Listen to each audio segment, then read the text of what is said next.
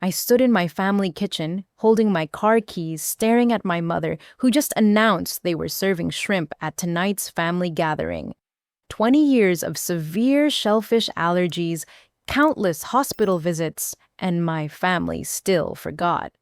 My younger sister Emma rolled her eyes, saying, "Just pick around it." The grocery bags I brought for the potluck sat on the counter. $70 worth of food I carefully selected.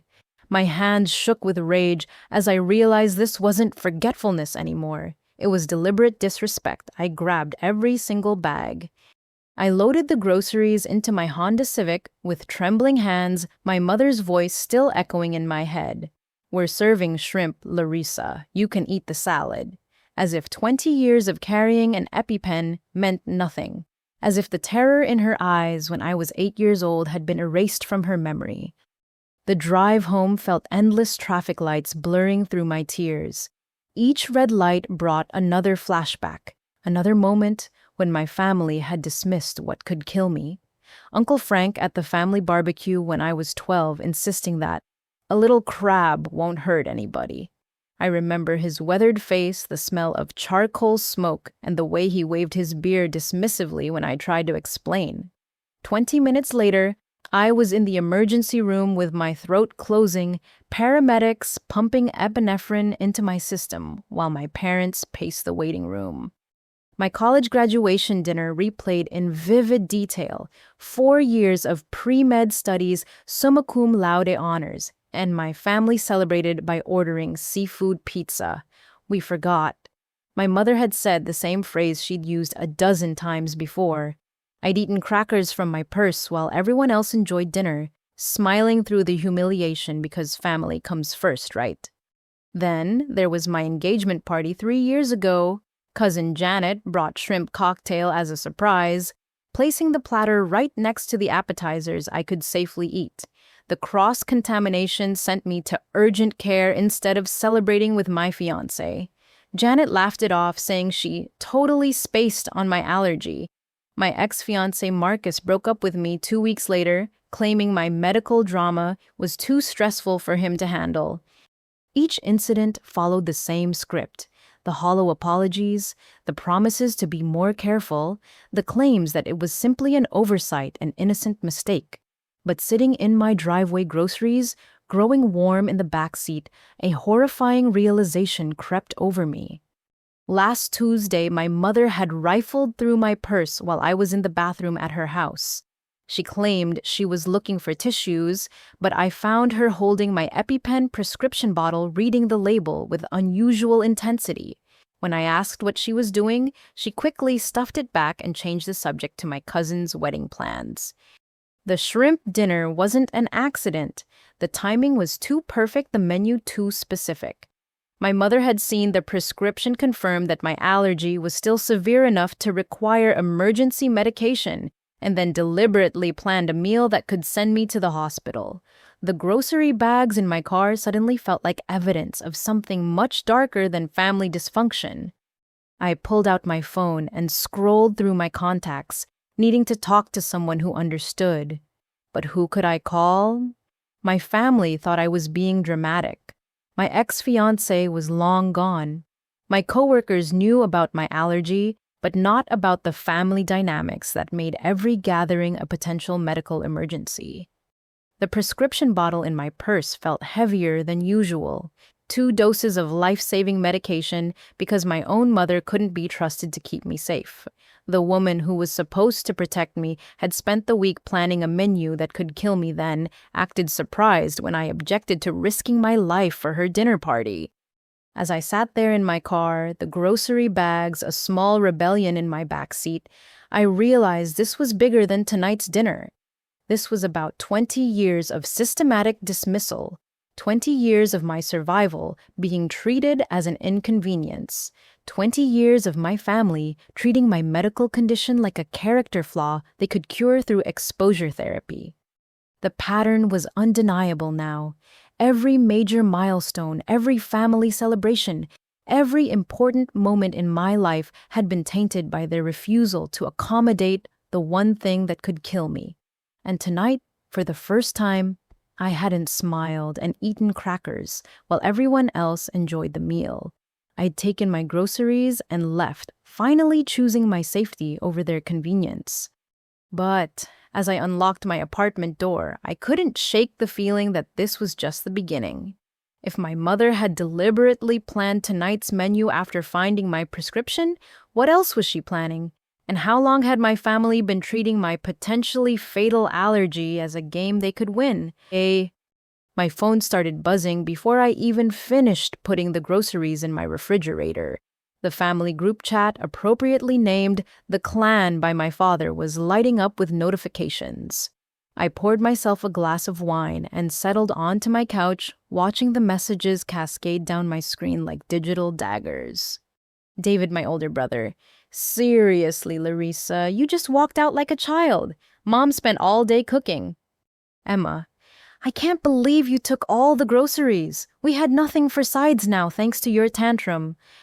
3 crying face emojis from Emma, always the performer. Aunt Susan, my mother's sister.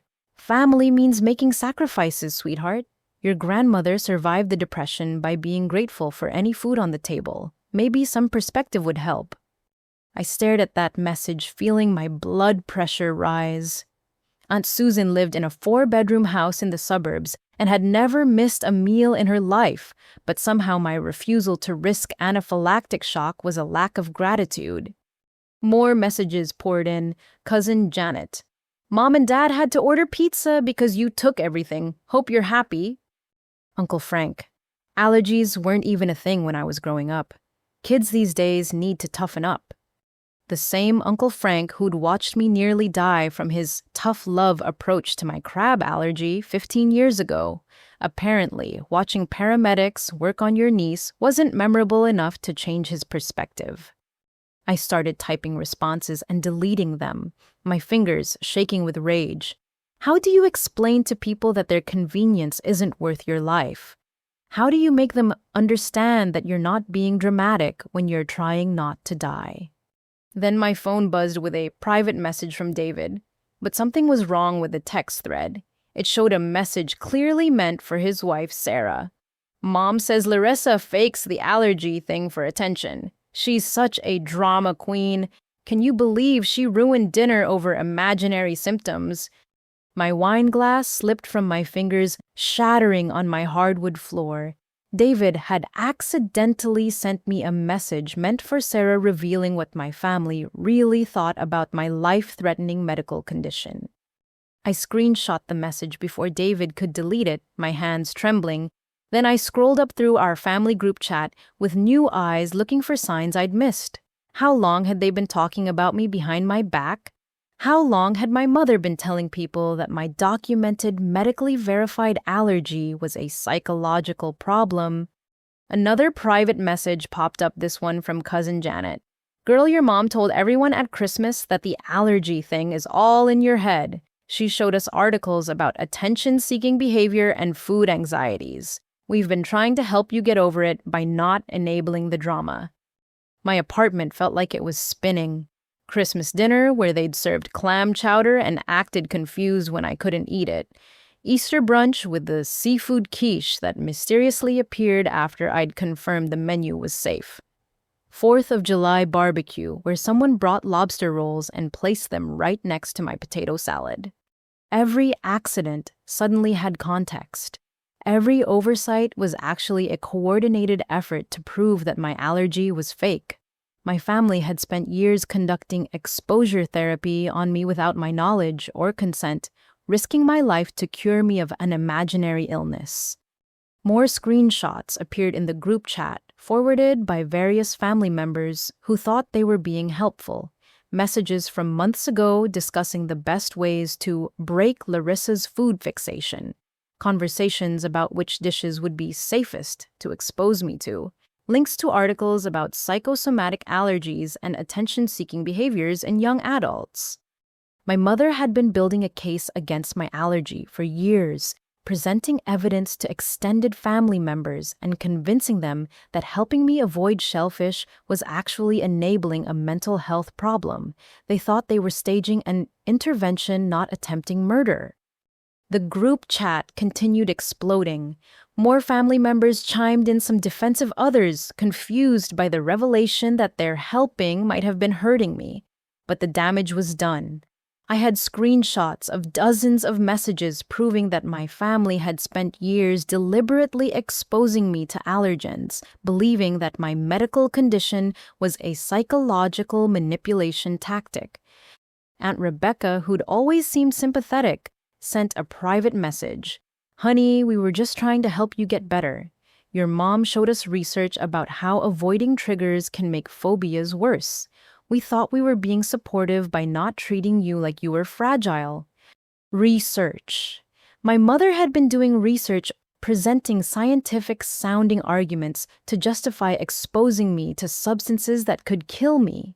She'd turned my extended family into unwitting accomplices in what she believed was therapy, but what was actually systematic poisoning. I sat surrounded by broken glass and wine stains, holding screenshots that proved my family's betrayal went deeper than simple forgetfulness or inconsideration. They'd actively conspired to expose me to allergens, convinced that tough love would cure me of a fake medical condition. 20 years of documented allergic reactions, emergency room visits, and EpiPen prescriptions meant nothing compared to my mother's amateur psychology research. The wine soaked into my jeans as I sat on the floor, too stunned to move. My family hadn't been forgetting about my allergy. They'd been systematically trying to prove it didn't exist, turning every gathering into a test I was supposed to fail. And when I passed those tests by avoiding the allergens or having reactions severe enough to require medical attention, they saw it as evidence of my deception, not proof of my illness. The family group chat had gone quiet, probably because David realized his mistake and warned everyone to stop typing incriminating evidence. But the damage was done. I had proof that my family's negligence was actually malicious intent, disguised as concern for my psychological well-being.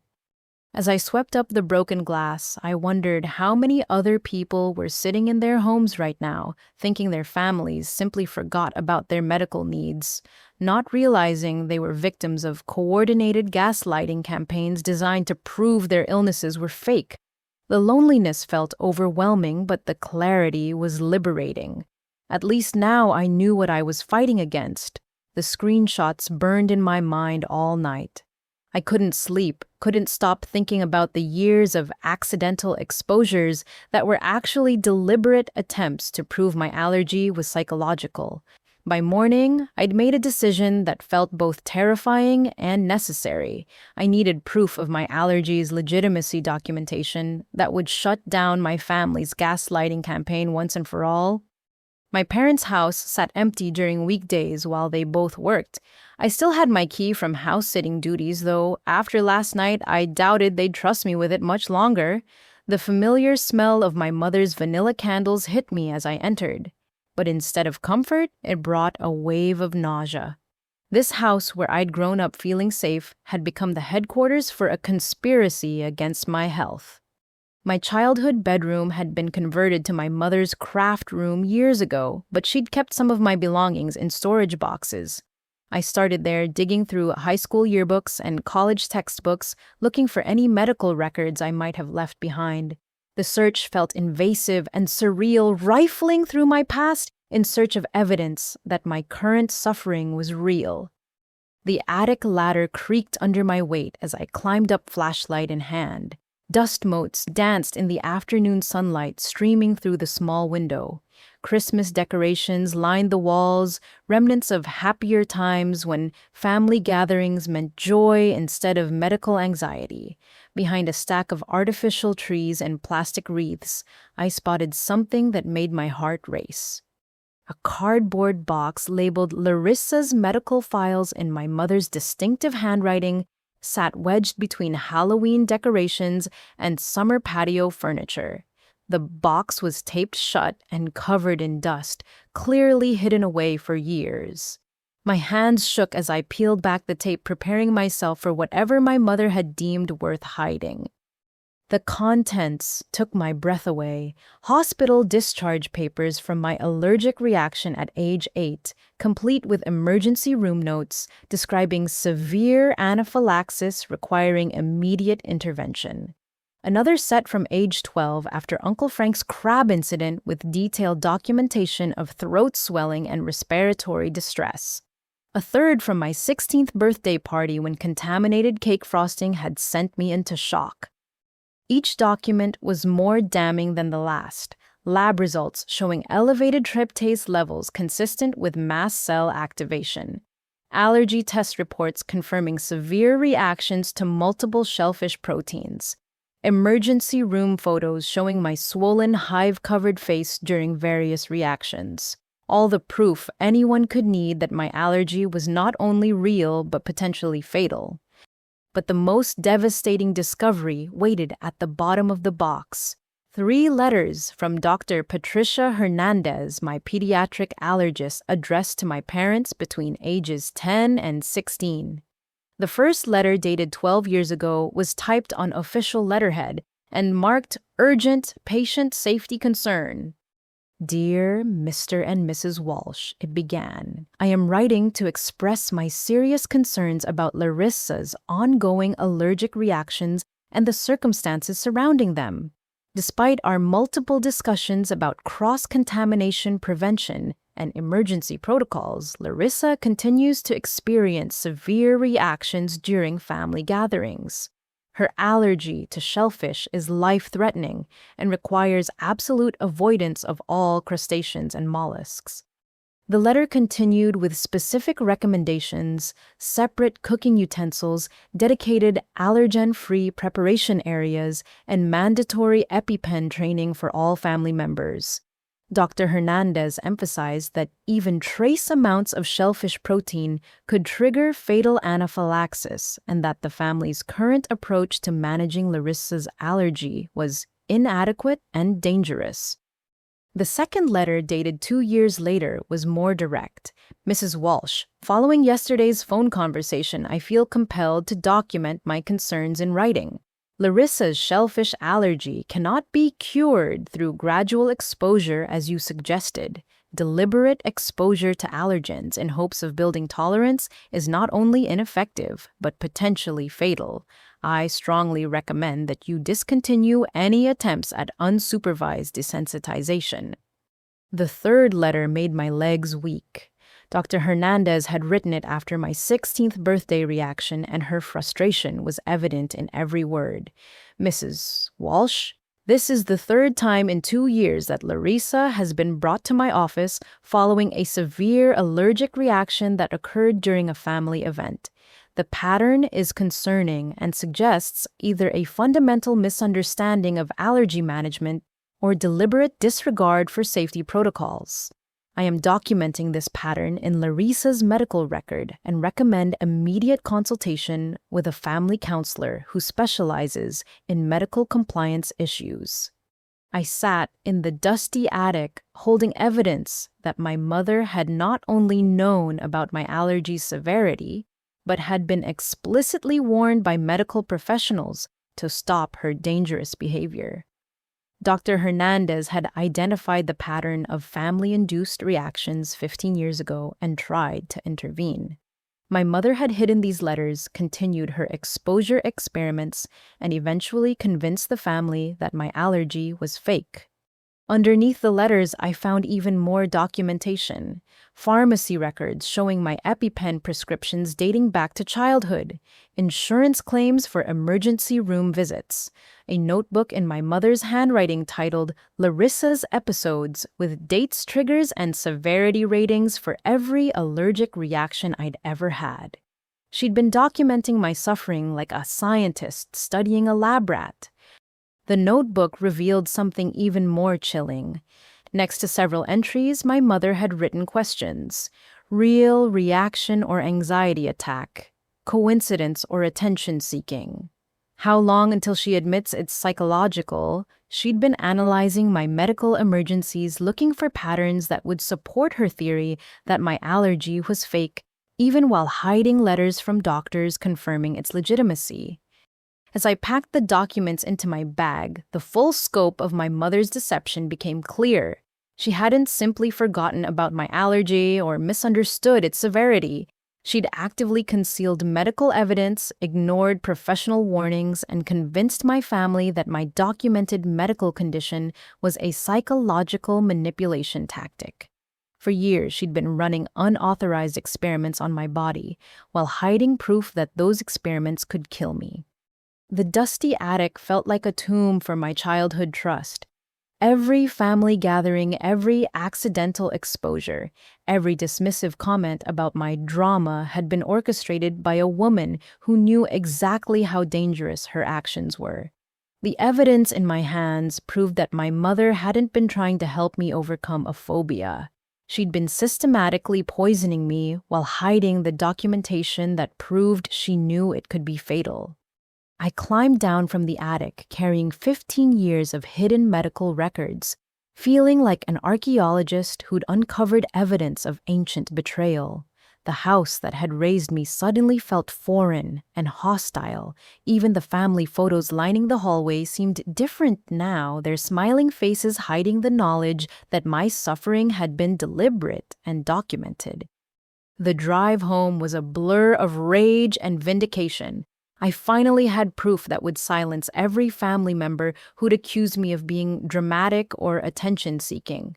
But the victory felt hollow, tainted by the realization that my mother had been conducting medical experiments on me for decades while portraying herself as the victim of my psychological problems. The medical records provided undeniable proof of my allergy severity, but they also triggered a disturbing memory that had been nagging at me since finding the documents.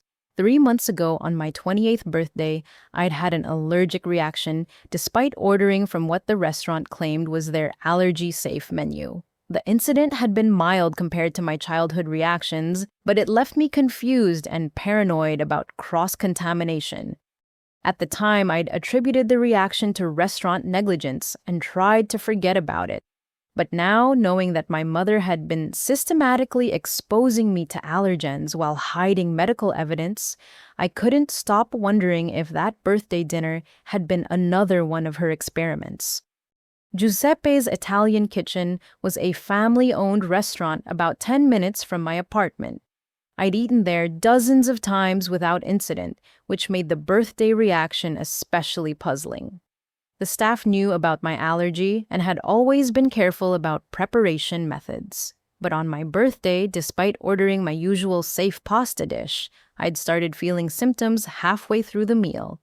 I called the restaurant Tuesday morning asking to speak with the manager about a follow-up question regarding my birthday dinner.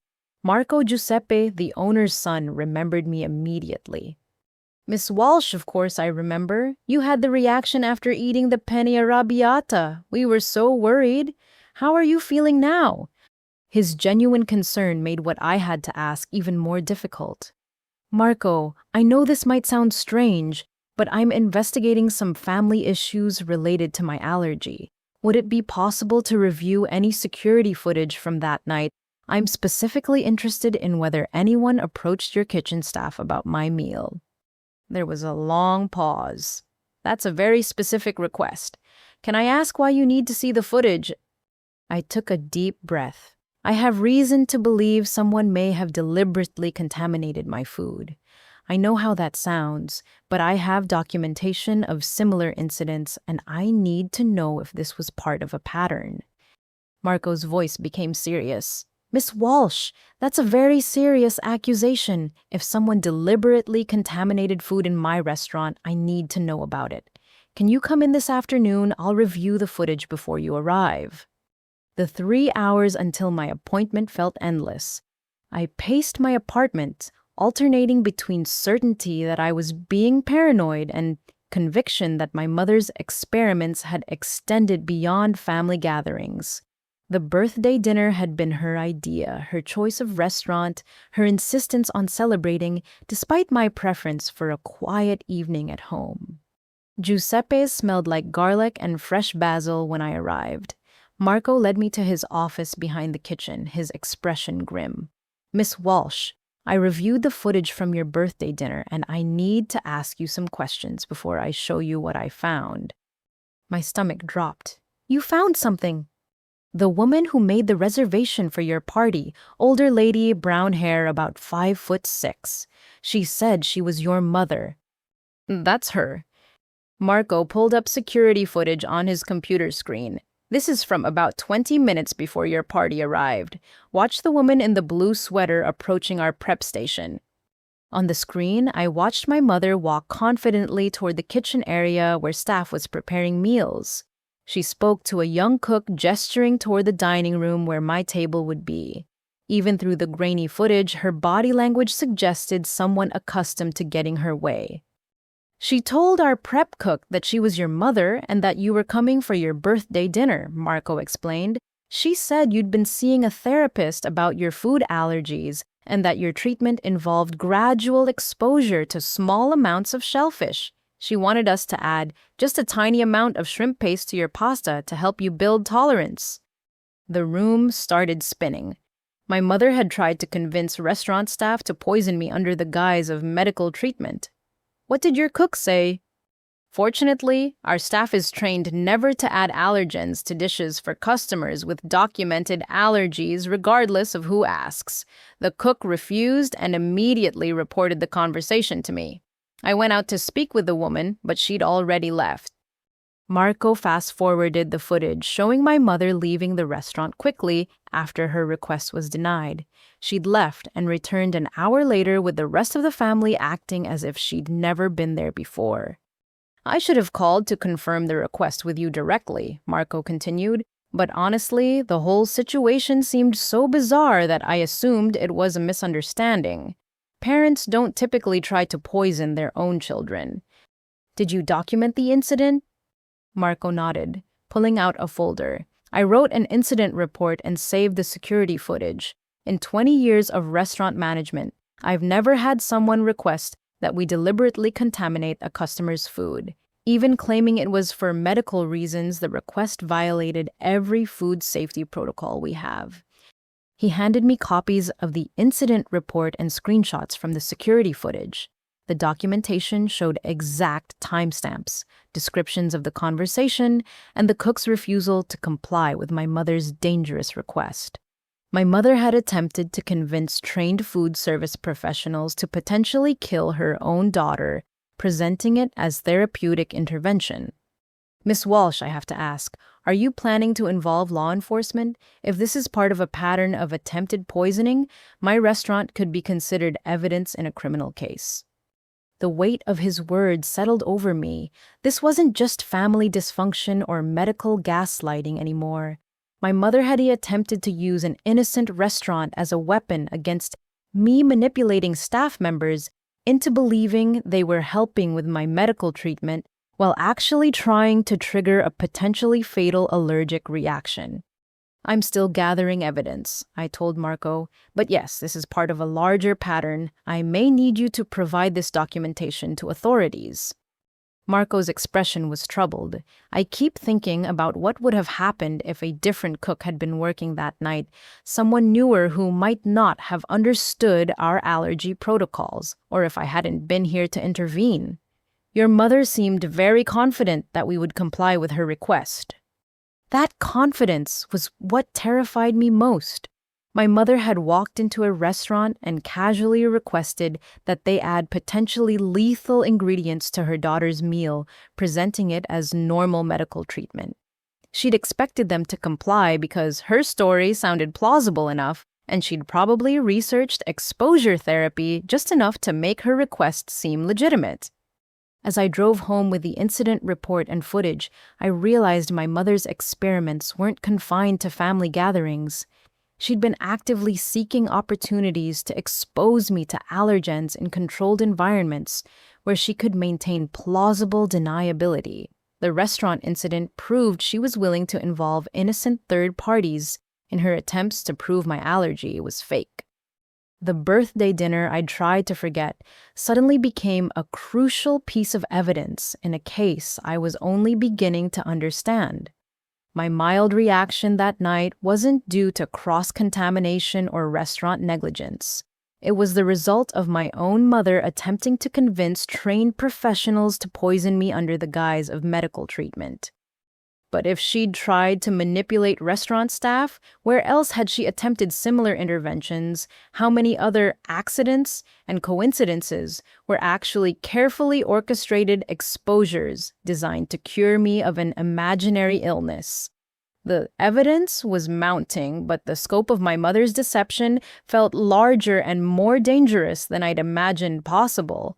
The restaurant incident kept me awake Tuesday night, my mind racing through implications I didn't want to consider. If my mother was willing to manipulate strangers into potentially poisoning me, what else was she planning? The medical records had shown her documenting my reactions like research data.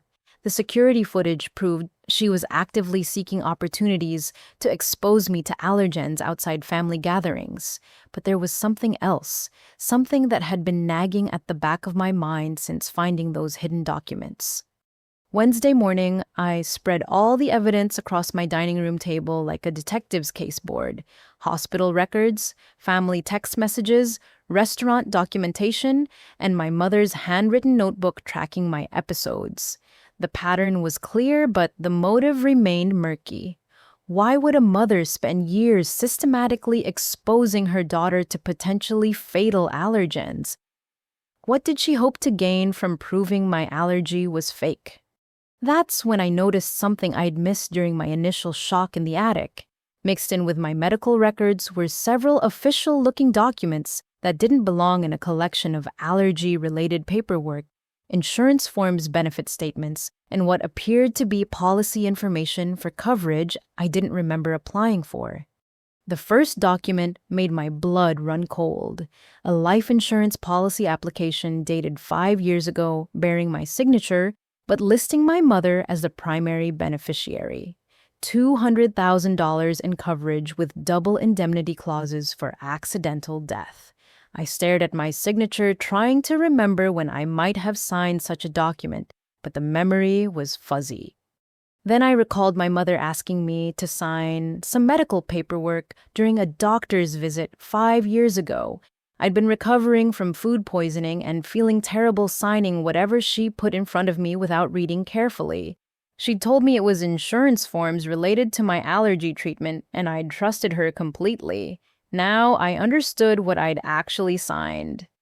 My hands shook as I dialed the insurance company's customer service line. After 20 minutes of verification questions and hold music, I was connected to a representative who confirmed my worst fears. Yes, Miss Walsh, your policy is active with a current value of $200,000, double indemnity for accidental death. The beneficiary is listed as Margaret Walsh, your mother. How can I help you today? I need to know about any recent inquiries made about this policy. Has anyone called asking about claim procedures or payout requirements? The representative paused. I can see several inquiries on your account over the past 18 months. Let me review the notes. There were questions about documentation requirements for allergy-related fatalities, processing timeframes for accidental death claims, and whether autopsy results would be necessary for food poisoning deaths. My apartment felt like it was tilting. Who made these inquiries? The calls came from the policy owner, Margaret Walsh. She identified herself as your mother and said she was asking hypothetical questions for estate planning purposes. Estate planning.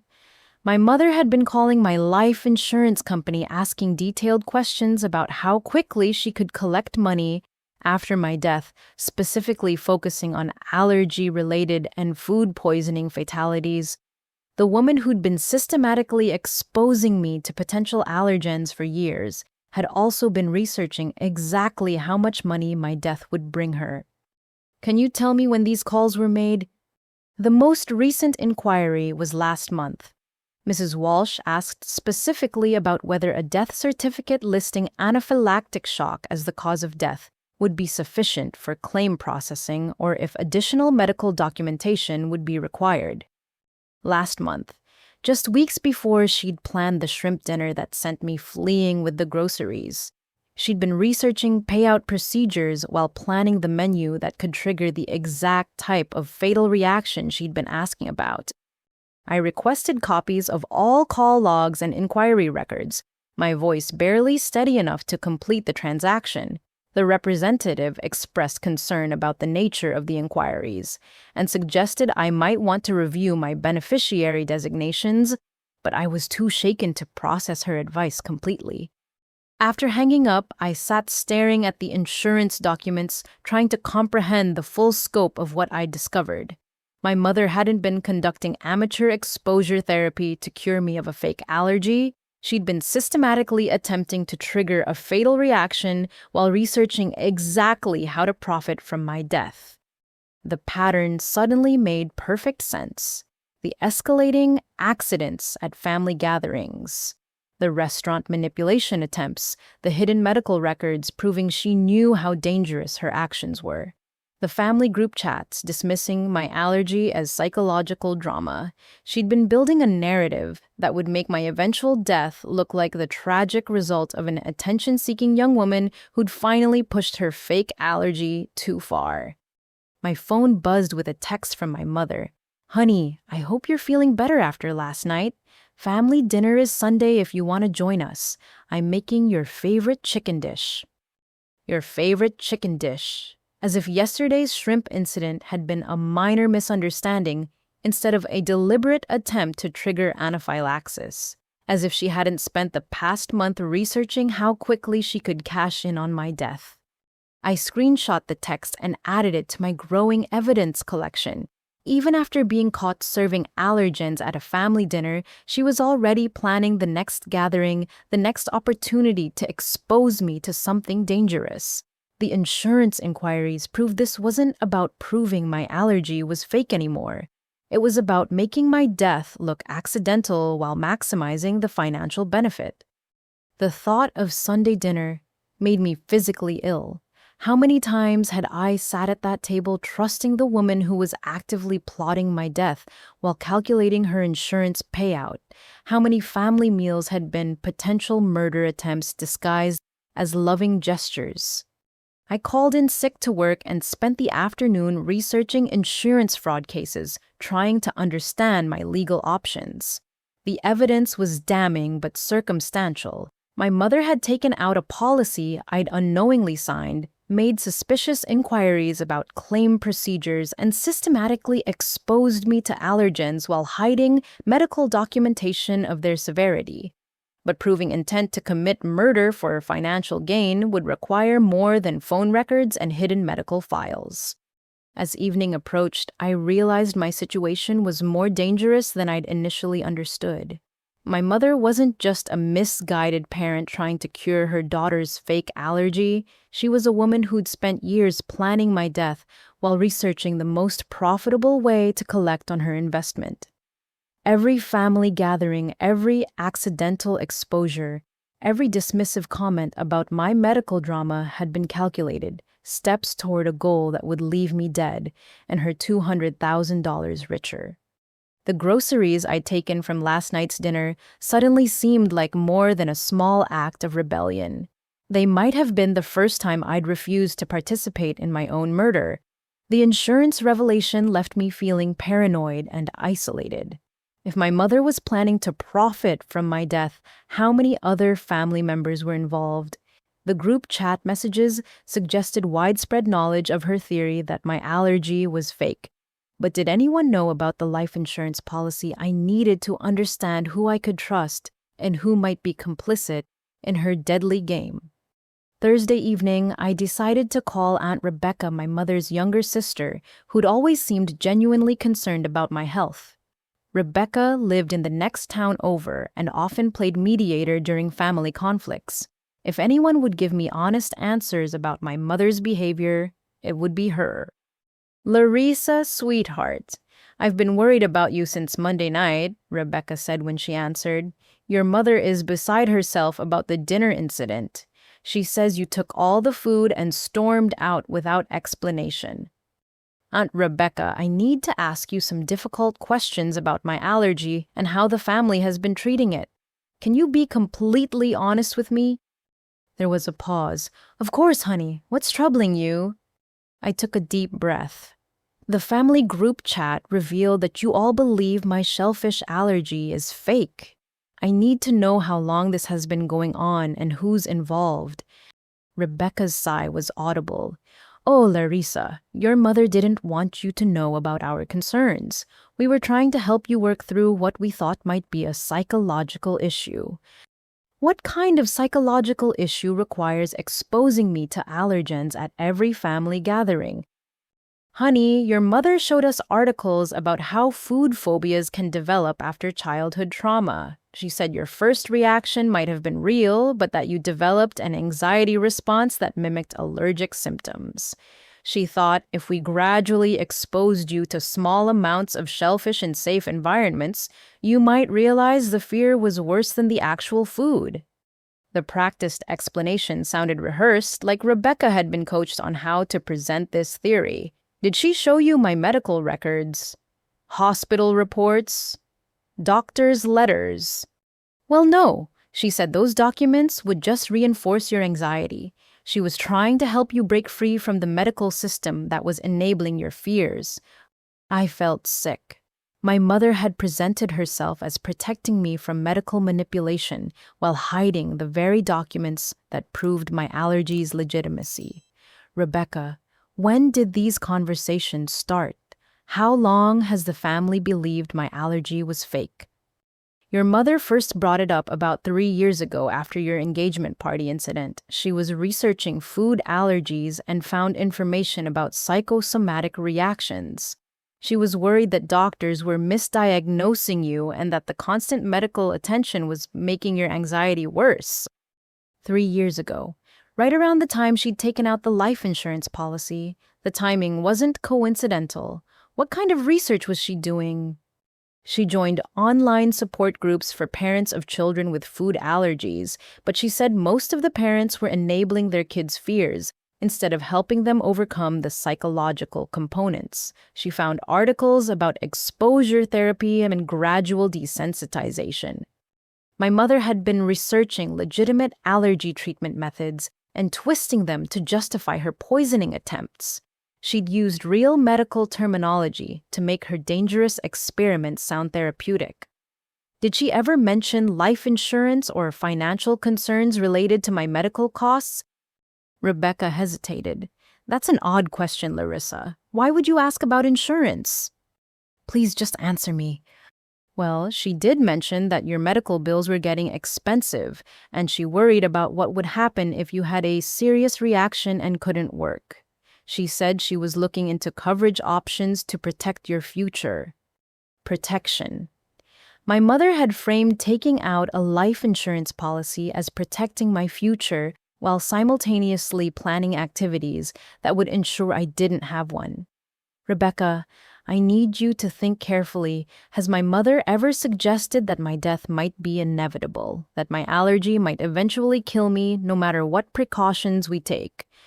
The long pause told me everything I needed to know. Larissa, she's expressed concern that your anxiety about food might lead to risky behaviors. She worried that your fear of eating in restaurants or at social events might isolate you and make you more vulnerable to accidents. What kind of accidents?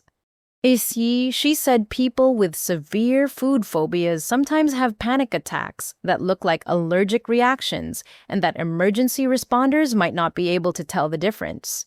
She was afraid you might die from a panic attack while everyone thought you were having an allergic reaction. The manipulation was brilliant and terrifying. My mother had convinced my family that my real allergic reactions were panic attacks, while simultaneously suggesting that my psychological problems might eventually kill me. She'd created a narrative where my death would be tragic, but not surprising, the inevitable result of untreated mental health issues. Rebecca, there's something else I need to tell you. Last month, someone called my life insurance company asking about payout procedures for allergy-related deaths. That's terrible. Do you know who would do such a thing? It was my mother. She's been researching how to collect money when I die. The silence stretched so long I thought the call had dropped. When Rebecca finally spoke, her voice was barely a whisper. Larissa, that's a very serious accusation. Your mother loves you. She would never would deliberately expose me to allergens, hide my medical records, convince restaurants to add shellfish to my food because I have evidence that she's done all of those things. Evidence. What kind of evidence? I spent the next hour walking Rebecca through everything I'd discovered: the hidden medical records, the restaurant security footage, the insurance inquiries, the family group chat messages. With each revelation, Rebecca's voice became smaller and more distant. When I finished, the silence was deafening. Finally, Rebecca spoke, her words measured and careful. Larissa, if what you're telling me is true, then we've been helping her hurt you. What do you mean? The family discussions about your allergy, the planning for gatherings, the coordination to make sure shellfish was served at every event. We thought we were helping with exposure therapy, but if your allergy is real... If my allergy is real, you've all been participating in attempted murder. Rebecca started crying. Oh God, Larissa, what have we done?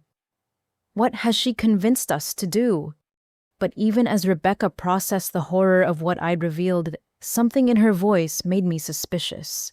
The shock seemed genuine, but there was something else, something she wasn't telling me.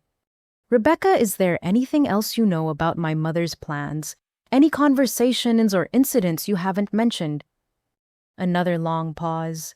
Larissa, there's something I need to tell you about the family discussions.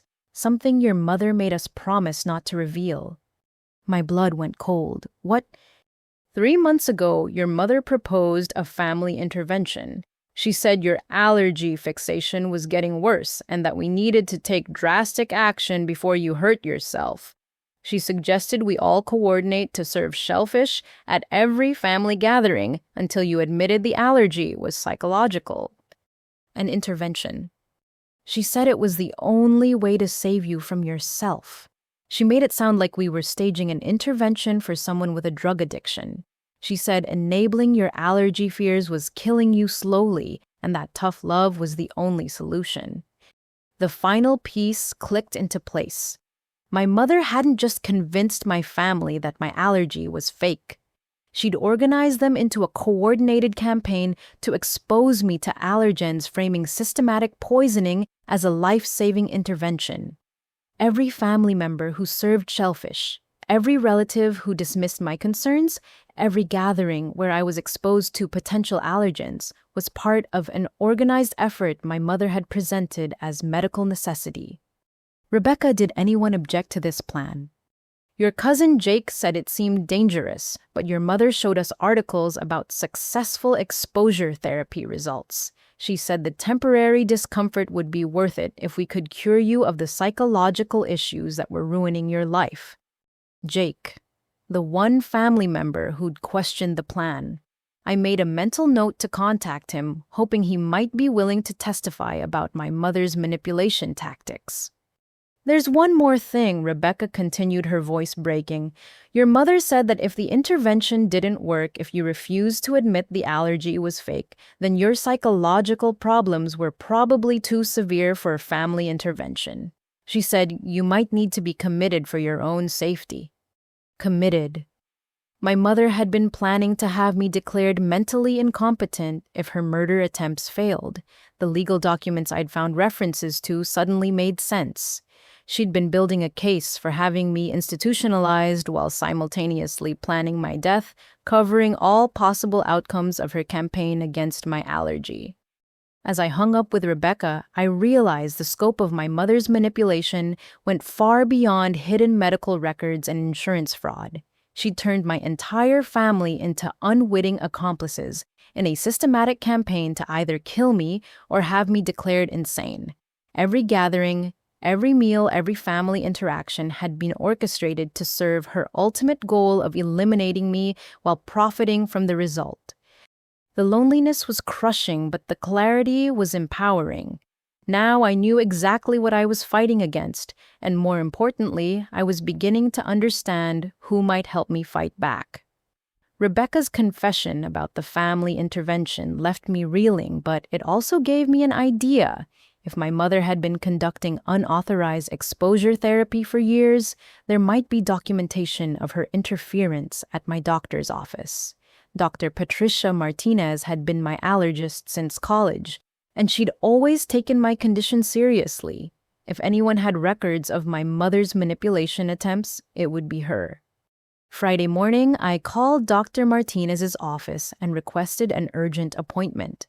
When I explained that I needed to review all communication records related to my mother's involvement in my care, the receptionist's tone became concerned. Miss Walsh, Dr. Martinez actually wants to speak with you about some unusual calls we've been receiving. Can you come in this afternoon? The waiting room felt different than usual, charged with the tension of revelations I wasn't sure I wanted to hear. Dr. Martinez, a woman in her 50s with kind eyes and graying hair, greeted me with an expression that was part sympathy, part frustration. Larissa, I'm glad you called. Your mother's recent behavior has become concerning enough that I was considering reaching out to you directly. Please sit down. She pulled out a thick file folder much larger than my usual medical records. Over the past 8 years, your mother has contacted this office 67 times with requests related to your allergy treatment. The frequency and nature of these calls has escalated significantly in recent months. 67 calls. My mother had been contacting my allergist more often than I had. What kind of requests? Dr. Martinez opened the file, revealing pages of handwritten notes and printed phone logs. Initially, the calls seemed like normal parental concern. Questions about emergency protocols, requests for additional EpiPen prescriptions, inquiries about new treatment options. But about 3 years ago, the nature of the calls changed dramatically. 3 years ago, the same timeline as the life insurance policy and the family intervention planning. How did they change? Your mother began questioning the legitimacy of your allergy diagnosis. She asked if we could downgrade your condition from life-threatening to mild. She requested that I remove emergency protocols from your file and suggested that your reactions might be psychological rather than immunological. Dr. Martinez handed me a printed transcript of a voicemail my mother had left 6 months ago. This message was particularly troubling. Would you like me to read it, or do you prefer to review it yourself? I took the paper with shaking hands. My mother's voice came through clearly in the transcribed words. Dr. Martinez, this is Margaret Walsh calling about my daughter Larissa's supposed shellfish allergy. I've been doing research, and I believe you may have misdiagnosed her condition. The symptoms she experiences appear to be panic attacks rather than true allergic reactions. I think she's been manipulating the medical system to get attention, and your continued treatment is enabling her behavior. I need you to reassess her diagnosis and consider removing the life-threatening classification from her records. This psychological dependence on EpiPens is ruining her life and our family relationships. The room started spinning. My mother had been actively trying to convince my allergist that my medically documented condition was a psychological disorder. She'd been attempting to have my emergency medications and protocols removed while simultaneously planning exposures that could trigger fatal reactions. How did you respond to these calls? Dr. Martinez's expression was grim. I consistently refuse to alter your diagnosis or remove safety protocols. Your allergy is well documented through multiple tests, and your reaction history clearly indicates severe anaphylaxis risk. I told your mother repeatedly that her requests were medically inappropriate and potentially dangerous. She pulled out another set of documents. After I refused to change your diagnosis, your mother's calls became more aggressive. She accused me of enabling your victim complex and threatened to report me for medical malpractice if I continued treating a fake allergy. Did she ever threaten to change doctors? Several times.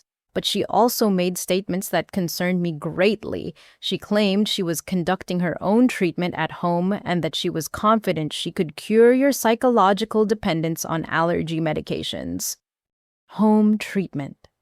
My mother had been telling my allergist that she was conducting unauthorized medical interventions while simultaneously trying to convince the doctor to remove my access to life-saving medications. Did you document these conversations?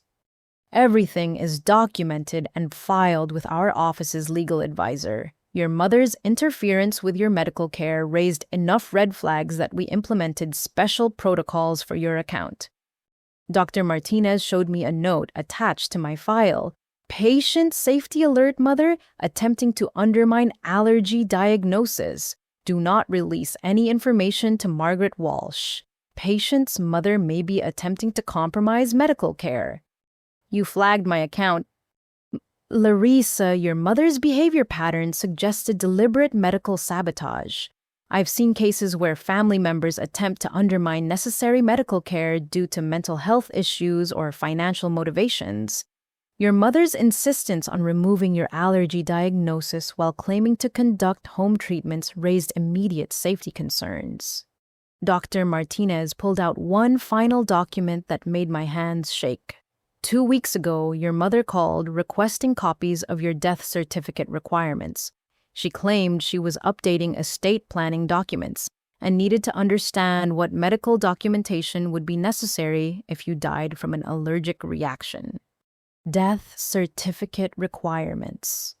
While planning the shrimp dinner, my mother had been researching the paperwork needed to confirm my death, ensuring she had all necessary documentation for insurance claims.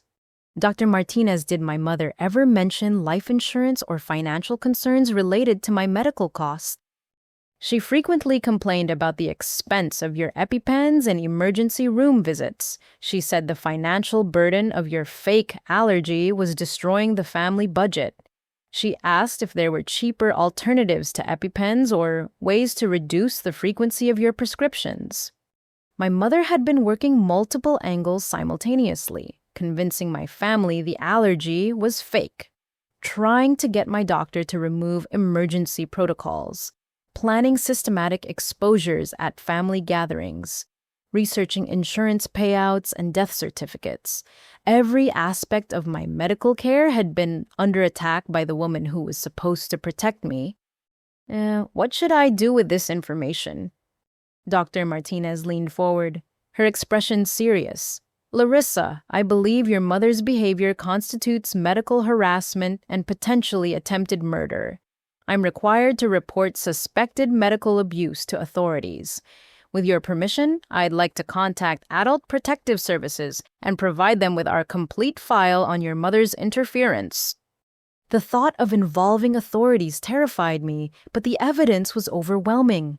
My mother hadn't been misguided or misinformed. She'd been systematically attacking every aspect of my medical care while planning scenarios that would require that care to save my life. Yes, I said. Please report it, and Dr. Martinez, thank you for protecting me even when I didn't know I needed protection. As I left the office with copies of all documentation, I realized my medical team had been defending me against my own mother for years. While my family was being convinced that my allergy was fake, my doctors were documenting evidence of medical sabotage and implementing safety protocols to protect me from the woman who should have been my greatest advocate. The evidence folder was growing thicker, but so was my understanding of how much danger I'd been in without realizing it. My mother's campaign hadn't just involved hiding medical records and planning exposures. She'd been actively trying to remove my access to life-saving medications while positioning herself to profit from the inevitable result of her medical interference. But for the first time since this nightmare began, I didn't feel completely alone. Dr. Martinez and her staff had been quietly protecting me, documenting the threats and preparing for the moment when I would need their evidence to prove what was being done to me. The medical professionals who understood the true severity of my condition were ready to testify about the attempts to undermine my care. The battle lines were becoming clear, and I was finally beginning to understand who was fighting on my side. Dr. Martinez's documentation provided crucial evidence of my mother's medical interference. But it also triggered another disturbing memory. Over the past 2 months, I'd experienced several mild allergic reactions at work that I'd attributed to cross-contamination from restaurant lunches or coffee shop visits. The reactions were never severe enough to require emergency treatment, but they'd made me increasingly paranoid about eating anywhere outside my apartment. Monday morning, I sat at my desk in the accounting firm where I'd worked for 3 years, looking at my workspace with new suspicion. The reactions had always happened during busy periods when I was too focused on spreadsheets to pay attention to my surroundings. I'd assumed the symptoms were stress-related or caused by trace allergens from coworkers' lunches. But knowing what I now knew about my mother's systematic poisoning attempts, I couldn't ignore the possibility that my workplace had been compromised too. The office building had decent security, but like most corporate environments, visitor access was managed through a simple sign-in system. Family members could easily obtain visitor badges by claiming to surprise their relatives. I'd never seen my mother at my office, but that didn't mean she hadn't been there.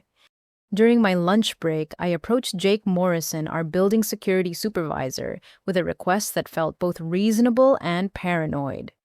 "Jake, I'm having some family issues that involve safety concerns. Would it be possible to review visitor logs for anyone who might have asked to see me over the past few months?"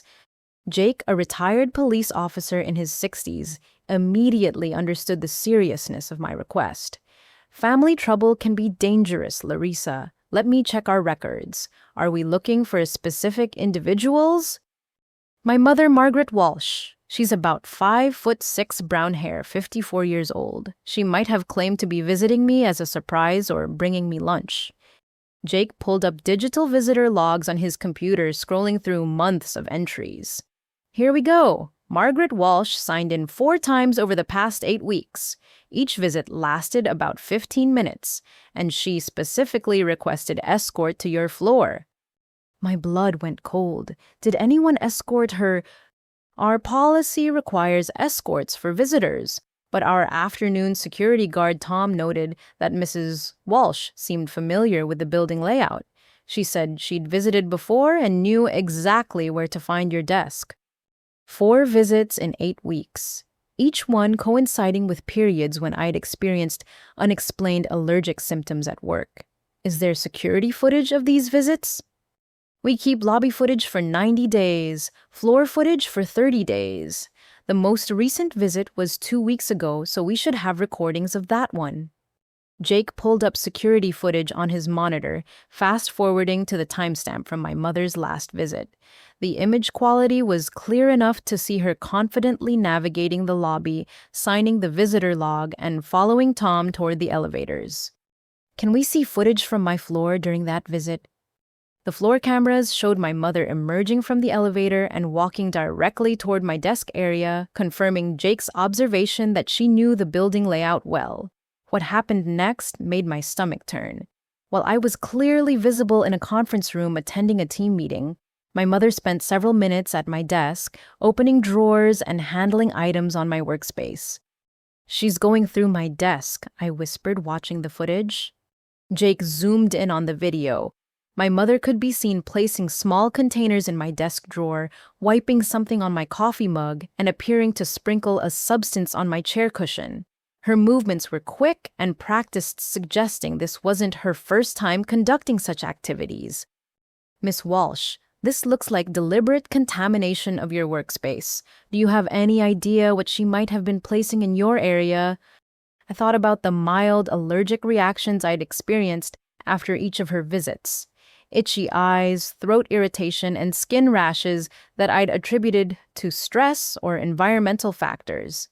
She's been systematically exposing me to allergens. I think she's been putting shellfish products in my workspace. Jake's expression became serious. "That's attempted poisoning. We need to document this footage and contact law enforcement. Do you have an EpiPen with you?" I showed him the EpiPen in my purse, explaining the severity of my shellfish allergy. Jake immediately called our facility's management team to have my workspace professionally cleaned and decontaminated. He also contacted the police to report suspected workplace poisoning. While waiting for the cleaning crew, Jake reviewed footage from my mother's other visits. Each one showed the same pattern: confident navigation through building security, direct approach to my desk during times when I was in meetings or away from my workspace, and systematic placement of unknown substances in areas where I would have regular contact. Miss Walsh, your mother has been conducting surveillance on your work schedule. These visits always occurred when you were in scheduled meetings or away from your desk. She's been tracking your routine to ensure she could contaminate your workspace without detection. The cleaning crew arrived with hazmat equipment, treating my desk area like a crime scene. They found residue consistent with seafood products on my coffee mug chair and inside my desk drawers. The contamination was subtle but systematic, designed to cause mild reactions that would be difficult to trace to their source. Detective Sarah Chen arrived to take my statement and review the security footage. She'd been assigned to investigate my case after Dr. Martinez's report to Adult Protective Services, and the workplace evidence provided additional charges for her growing file. Miss Walsh, your mother's behavior shows clear premeditation and escalation. She researched your work schedule, obtained access to your workplace, and systematically contaminated areas where you spend 8 hours per day. This isn't impulsive behavior. This is calculated psychological and physical assault. Detective Chen collected samples of the contamination and copies of all security footage. She also interviewed my coworkers, several of whom remembered seeing an older woman near my desk, but assumed she was a cleaning contractor or facilities worker. My supervisor, Karen Williams, was horrified when she learned about the contamination. Larissa, I noticed you seemed to be having more allergy issues recently, but I assumed it was seasonal or stress-related. Your mother was poisoning you in our workplace while we all watched and did nothing. The realization that my colleagues had witnessed my mother's poisoning attempts without understanding what they were seeing added another layer of violation to the experience. She'd been conducting her experiments in plain sight, confident that her actions would be dismissed as normal maternal concern or routine office activity. As the investigation continued, Detective Chen discovered that my mother had been researching my workplace extensively. She'd called the main office number several times, claiming to be planning a surprise birthday party and asking detailed questions about my daily routine lunch schedule and whether the building had medical facilities nearby. Since she's been planning these contamination events carefully, Detective Chen explained, each visit was timed to maximize exposure while minimizing detection. She knew exactly when you'd be away from your desk and how long she had to complete her activities. The workplace evidence transformed my understanding of my mother's poisoning campaign. This wasn't just about family gatherings or restaurant incidents. She'd been targeting every environment where I spent significant time, systematically contaminating the places I should have felt safest. My office, where I earned the money that made me independent, had been turned into another weapon against my health and well-being. But the evidence also provided law enforcement with clear documentation of criminal behavior. Security footage, contamination samples, and witness statements created an undeniable record of deliberate poisoning attempts. My mother's careful planning and systematic approach would work against her in court, proving premeditation and intent to cause harm. As I packed up my belongings to work from home until the investigation concluded, I realized how completely my mother had infiltrated every aspect of my life. My family relationships, my medical care, my workplace safety, and my daily routines had all been compromised by her campaign to prove my allergy was fake. But each new discovery also strengthened the case against her, building toward a reckoning that felt both terrifying and inevitable. The workplace contamination discovery prompted Detective Chen to advise me about safety protocols while the investigation continued. I'd been staying in my apartment, working remotely, and avoiding all family contact since the evidence collection began. But Tuesday evening, my carefully constructed isolation was shattered by unexpected visitors. David and Emma appeared at my apartment door unannounced, both wearing expressions of concerned determination that I'd learned to distrust. They claimed they'd been worried about my mental health since the dinner incident and wanted to stage a loving intervention to help me work through my paranoid delusions about the family. Larissa, we love you, but this has gone too far, David said as they settled uninvited on my couch. Mom is devastated about your accusations. She's barely eating, barely sleeping. The whole family is worried about your mental state. Emma nodded vigorously, pulling out her phone to show me articles about stress-induced paranoia and family conflict resolution. We found a therapist who specializes in food-related anxiety disorders. Dr. Richardson has excellent reviews for helping people overcome psychological food allergies. I stared at my siblings, amazed by their confidence in dismissing documented evidence as mental illness. Did either of you review the medical records I found, the security footage from Giuseppe's restaurant, the workplace contamination samples? That's exactly what we're worried about, David continued. You're so convinced that Mom is trying to hurt you that you're seeing evidence where none exists. You're interpreting normal family interactions as persecution. Emma leaned forward with practiced concern. Honey, we know you've been under stress with work and your breakup with Marcus. Sometimes when people are overwhelmed, they start seeing patterns that aren't really there. It's like when conspiracy theorists connect random events to prove their theories. The comparison to conspiracy theorists was particularly galling, given that I had security footage, medical records, and insurance documentation proving my mother's systematic poisoning attempts. But my siblings seemed genuinely convinced that my evidence collection was a symptom of psychological breakdown rather than legitimate self-protection. David, Emma, I need you to understand something. I have documented proof that Mom has been deliberately exposing me to allergens for years, while hiding medical records that prove she knows it could kill me. This isn't paranoia. This is evidence of attempted murder. David's expression shifted to something between pity and frustration. Larissa, listen to yourself. You're accusing our mother of attempted murder because she served shrimp at a family dinner. That's not rational thinking. But as the conversation continued, something strange began happening. Emma started mentioning specific details that she couldn't have known unless she'd been privy to information I hadn't shared publicly. Mom told us you'd probably start collecting evidence to support your delusions, Emma said. She said people with your type of food anxiety often become obsessed with documenting imaginary persecution. What type of food anxiety? She showed us the articles about attention-seeking behaviors related to fake food allergies. She said you might even start claiming that innocent family activities were deliberate attempts to trigger reactions. David nodded agreement. Mom predicted you'd start seeing malicious intent in normal situations. She said you might even accuse family members of conspiracy against you. Their knowledge of my specific evidence collection and the precise nature of my accusations was too detailed to be coincidental. Someone had been coaching them on exactly what to expect and how to respond to my discoveries.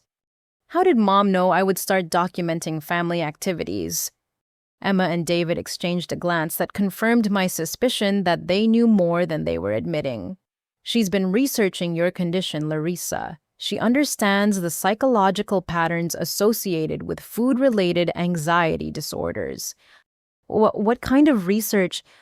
She's been consulting with experts about the best ways to help family members who've developed unhealthy relationships with food and medical attention, David explained. She wanted to understand how to support you without enabling destructive behaviors. The rehearsed quality of their responses suggested extensive preparation for this conversation. They weren't just concerned siblings staging an impromptu intervention. They were delivering carefully crafted messages designed to undermine my credibility and make me doubt my own evidence. Did Mom send you here tonight? We came because we love you and we're worried, Emma insisted, but her defensive tone suggested there was more to their visit than sibling concern. That's when Emma made a mistake that revealed the true purpose of their intervention. Mom said if we could get you to admit that the allergy thing is mostly psychological, she'd help pay for therapy to address the underlying attention-seeking behaviors. She said what? David tried to backtrack, shooting Emma a warning look.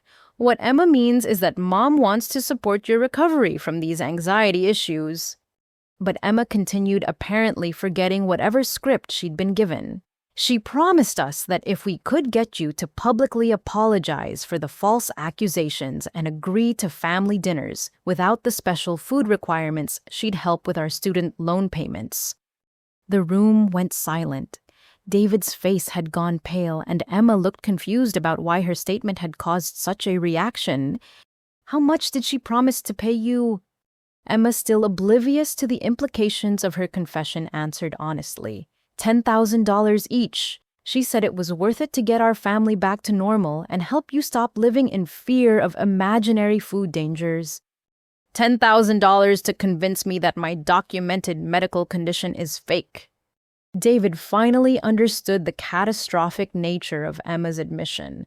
Larissa, that's not what this is about. We're genuinely concerned about your mental health. But Emma kept talking, apparently unable to stop herself from revealing the extent of their mother's manipulation. Mom said you might try to record our conversations or twist our words to support your conspiracy theories. So we should be really clear about how much we love you and want to help you get better. I had been recording the conversation on my phone since they arrived, following Detective Chen's advice to document any family contact. Emma's warning about recording had come too late to prevent her from confessing to a bribery scheme designed to convince me that my allergy was psychological. Emma, you just admitted that Mom paid you to convince me my allergy is fake. Do you understand what that means? It means we're trying to help you overcome a psychological problem that's ruining your life and destroying our family, David said, but his voice lacked conviction. It means you've been paid to participate in a conspiracy to convince me that a documented medical condition is imaginary, while the person making that argument has been systematically exposing me to the allergens she claims don't affect me. Emma finally seemed to grasp the significance of what she'd revealed. Wait, are you saying that Mom has been deliberately giving you shellfish while also saying you're not really allergic? That's exactly what I'm saying, and you just confessed to being paid to convince me that my reactions to her poisoning attempts are psychological rather than medical. David stood up abruptly. We should go. This conversation isn't helping anyone. But Emma remained seated, her expression shifting from confusion to horror. David, if Larissa really is allergic to shellfish and Mom has been serving it at family dinners while telling us the allergy is fake, then what have we been helping her do? We've been helping her commit attempted murder while convincing the victim that her survival instincts are mental illness, I said quietly.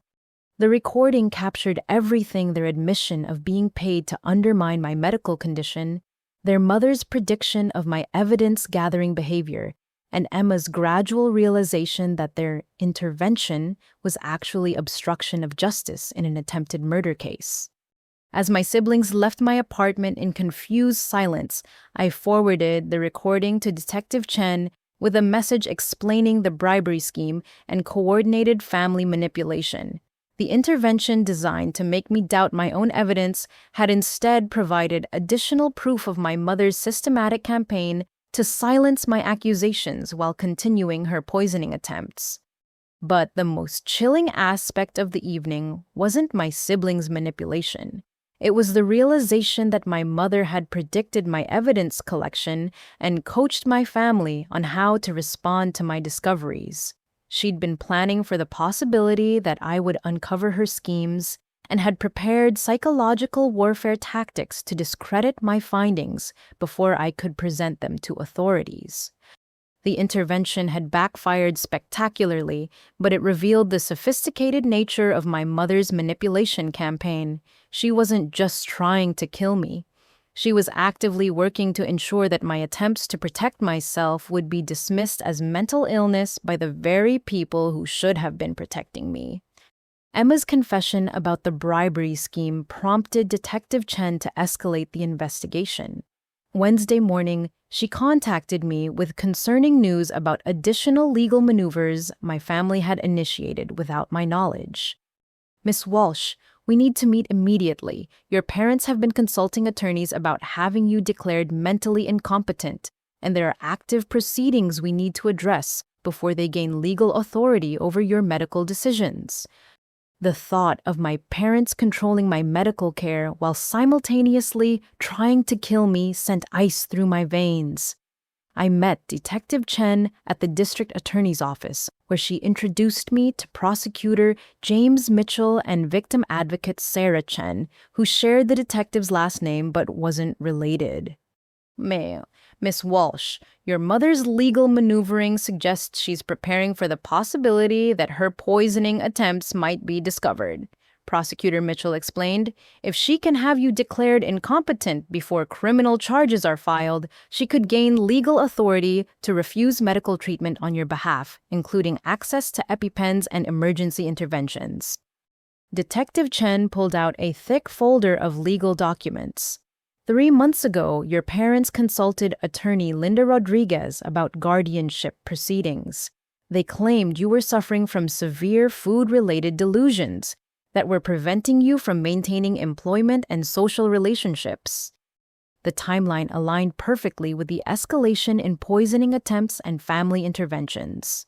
My mother had been building a legal case for incompetency while simultaneously creating the medical emergencies that would require the treatments she wanted to control. What grounds were they claiming for incompetency? Paranoid delusions about food safety, inability to maintain normal family relationships, and persistent false beliefs about medical conditions that multiple family members could testify were psychological rather than physical. Sarah Chen read from the legal filing. My mother had turned the family's coordinated gaslighting campaign into evidence for legal incompetency. Every relative she'd convinced that my allergy was fake became a potential witness, supporting her claim that I was delusional about my medical condition. Did Attorney Rodriguez agree to file the paperwork? Prosecutor Mitchell shook his head.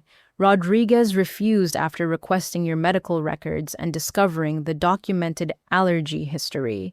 She told your parents that their claim was inconsistent with objective medical evidence and suggested they seek family counseling instead of legal intervention.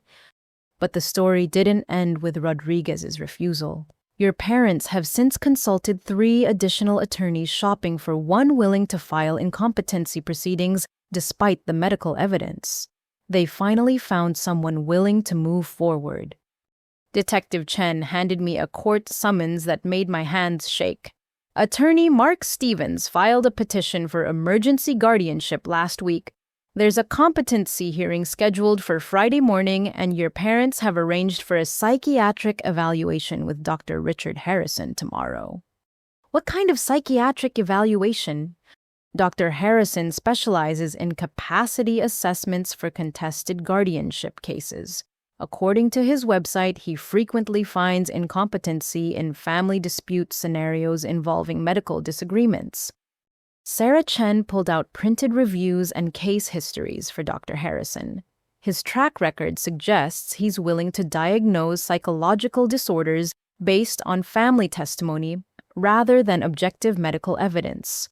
Several of his competency findings have been overturned on appeal, but the initial rulings often stand long enough to give families control over contested individuals. The sophistication of my mother's legal strategy was terrifying. She'd researched attorneys and psychiatrists who would support her narrative, regardless of medical evidence to the contrary. If the competency hearing succeeded, she would gain legal authority to make all medical decisions on my behalf, including the power to refuse life-saving allergy treatments. What happens if she gains guardianship? Prosecutor Mitchell's expression was grim. Legal guardians have broad authority over medical care. She could refuse to allow you access to EpiPens, prevent you from carrying emergency medications, and override any treatment decisions made by your allergist. Essentially, she could complete her poisoning campaign while legally preventing you from protecting yourself. The hearing was scheduled for Friday, giving us less than 48 hours to build a defense against 3 months of careful legal preparation. But our evidence collection provided strong grounds for fighting the incompetency petition. We have documentation proving that your mother's claims about your psychological condition are false and that her family witnesses have been systematically deceived about the nature of your medical needs. Sarah Chen explained, Dr. Martinez is prepared to testify about your mother's attempts to undermine legitimate medical care. The security footage and contamination evidence proves deliberate poisoning rather than psychological symptoms. Detective Chen arranged for an independent psychiatric evaluation with Dr. Maria Santos, a forensic psychiatrist who specialized in medical abuse cases. Dr. Santos understands the psychological tactics used by family members who attempt to undermine legitimate medical conditions. She'll provide an objective assessment that counters any findings Dr. Harrison might manufacture. But even with strong evidence, the legal battle would be complex. Your mother has convinced multiple family members to provide testimony supporting her incompetency claims. Prosecutor Mitchell warned, they'll testify that your allergy fears are excessive, that your evidence collection represents paranoid behavior, and that your accusations against family members indicate severe psychological dysfunction. The same relatives who'd participated in systematic poisoning would now testify that my attempts to survive their attacks proved I was mentally incompetent. The legal system could become another weapon in my mother's campaign, with court authority replacing family manipulation as the method for controlling my medical care. What can we do to prevent the guardianship? Sarah Chen outlined our defense strategy. We'll present medical evidence proving your allergies' legitimacy, security footage, documenting deliberate contamination, and expert testimony about psychological manipulation tactics. We'll argue that your mother's incompetency petition is actually an attempt to gain legal control over someone she's been systematically poisoning. The next 24 hours would be crucial. Dr. Santos needed time to conduct a comprehensive psychiatric evaluation that would counter Dr. Harrison's anticipated findings. Our legal team needed to prepare medical witnesses and organize evidence that would convince a judge that my mother's petition was fraudulent. But the most challenging aspect would be confronting family members who'd been deceived into supporting the incompetency claims.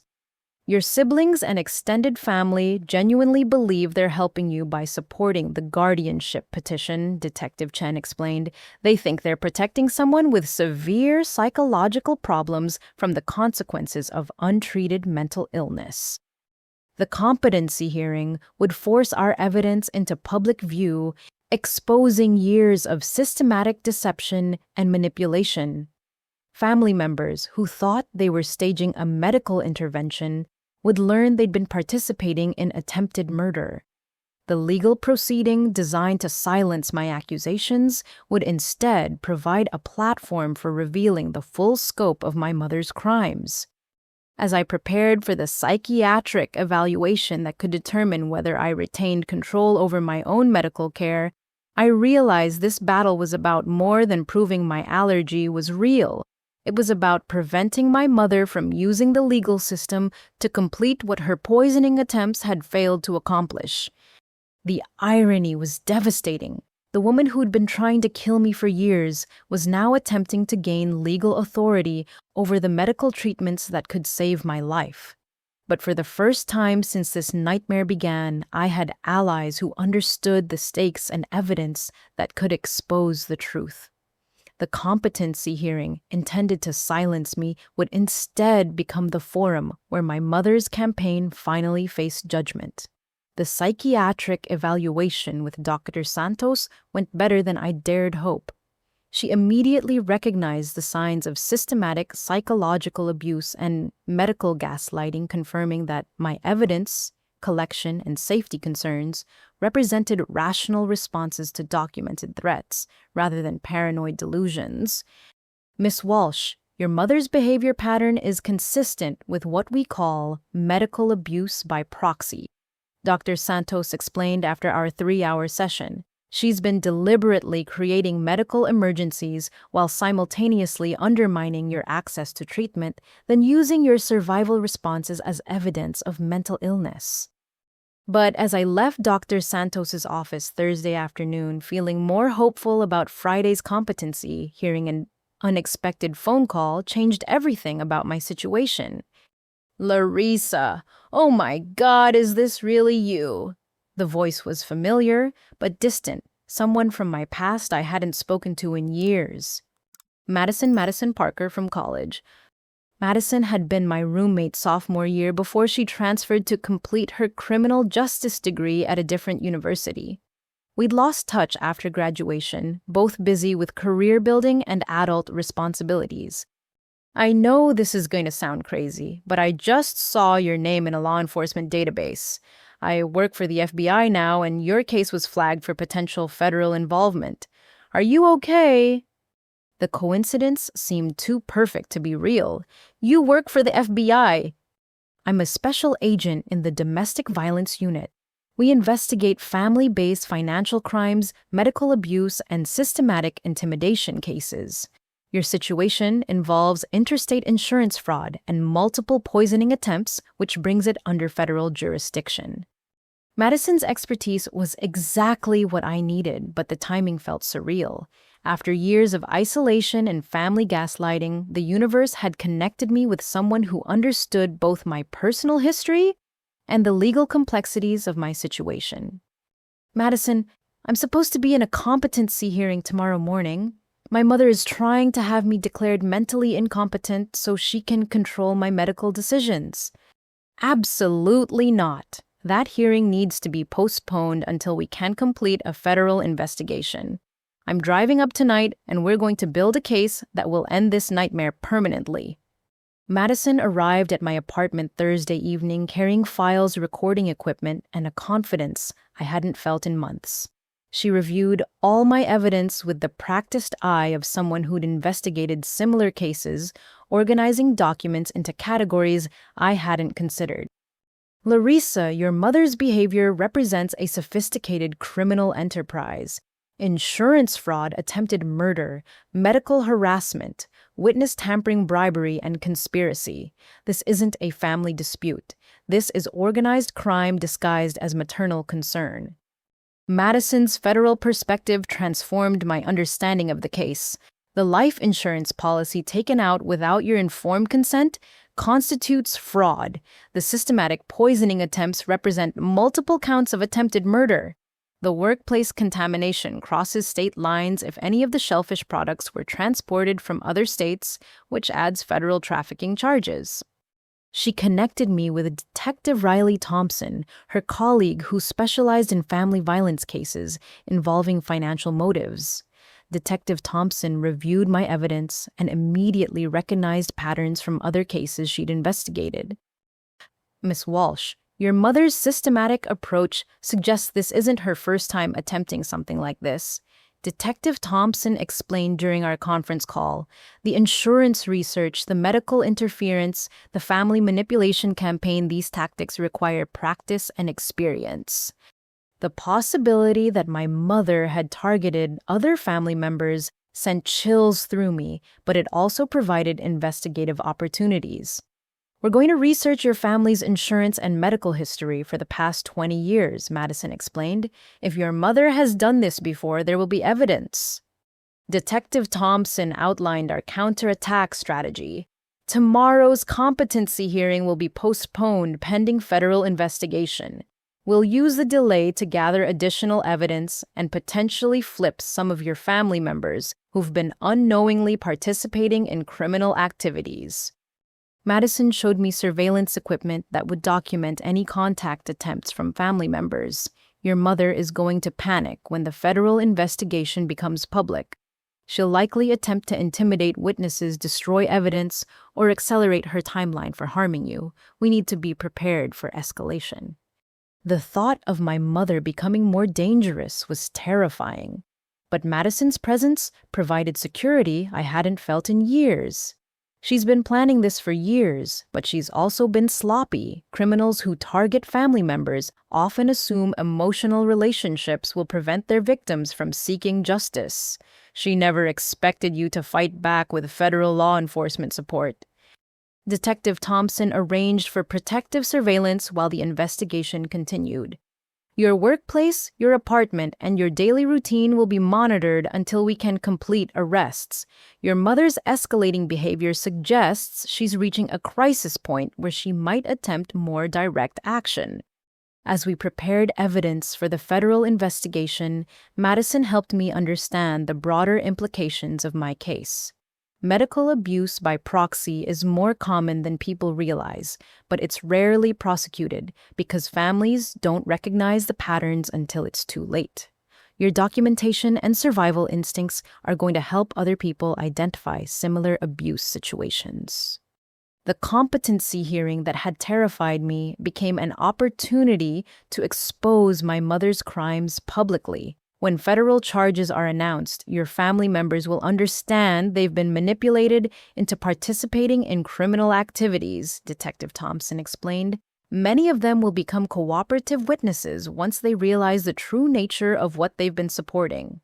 Friday morning, instead of defending my mental competency in court, I sat in a federal building providing formal statements for multiple felony charges. Madison and Detective Thompson had worked through the night to build a case that would protect me while holding my mother accountable for years of systematic abuse. Larissa, you're not just surviving your mother's attempt to kill you, Madison said as we reviewed the charging documents.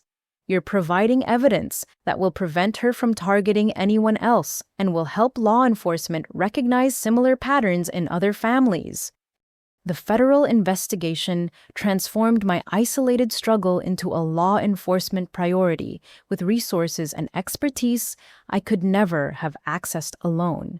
But more importantly, Madison's friendship reminded me that my survival wasn't just about avoiding my mother's poisoning attempts. It was about reclaiming my life and helping others who might be facing similar threats. As we prepared for the raids and arrests that would end my mother's campaign, I felt something I hadn't experienced in years, the certainty that I was finally safe and that justice would be served. The competency hearing designed to silence me had instead triggered a federal investigation that would expose the full scope of my mother's crimes. Madison and Detective Thompson's federal investigation moved quickly, but they needed additional evidence to ensure conviction on the most serious charges. The circumstantial evidence was strong, but they wanted recorded confessions that would eliminate any possibility of my mother claiming her actions were misunderstood parental concern. "Oh, we need her to admit to the poisoning attempts and the insurance motivation," Madison explained Saturday morning. Defense attorneys are skilled at reframing systematic abuse as family dysfunction, but recorded confessions are nearly impossible to overcome. Detective Thompson proposed a strategy that made my stomach clench with anxiety. Your family is probably confused about the postponed competency hearing and worried about federal involvement. If you agreed to attend a reconciliation dinner, your mother might become overconfident and reveal information she'd normally keep hidden. The thought of sitting at my mother's dinner table surrounded by family members who'd been trying to have me declared incompetent while she attempted to poison me felt like voluntary suicide. But Madison assured me that extensive surveillance and recording equipment would document every moment of the gathering. You'll be wearing a wire that transmits directly to FBI monitoring equipment. We'll have agents positioned around the house, and Detective Thompson will be in a surveillance van monitoring everything in real time. The moment anything seems dangerous, we extract you immediately. The wire was smaller and more sophisticated than I'd expected, virtually undetectable when properly positioned. FBI technicians spent an hour ensuring optimal recording quality while Madison coached me on conversation techniques that might encourage confessions. Your mother believes she's smarter than everyone around her, Madison explained. Criminals with superiority complexes often brag about their cleverness when they think they're safe. If she believes the federal investigation is over and that you're ready to reconcile, she might reveal details about her planning and motivation. Sunday afternoon, I called my mother to propose a family reconciliation dinner. Her enthusiastic response confirmed that she'd interpreted the postponed hearing as victory rather than federal intervention. "Oh, sweetheart, I'm so glad you're ready to put this unpleasantness behind us," she said, her voice warm with satisfaction. "I'll make all your favorite foods and we can talk about getting you the help you need to overcome these anxiety issues." The house I'd grown up in felt foreign and hostile as I approached Sunday evening, knowing that federal agents were positioned throughout the neighborhood and that every word would be recorded for criminal prosecution. My family greeted me with the careful enthusiasm of people who believed they'd successfully staged a medical intervention. David and Emma seemed relieved that the competency crisis was over, while extended family members treated me with the patronizing kindness reserved for people recovering from mental health episodes. Only my mother seemed genuinely confident, acting as if my presence proved that her legal maneuvering had successfully intimidated me into submission. "Larissa, I'm so proud of you for recognizing that you need help," she said as we sat down to dinner.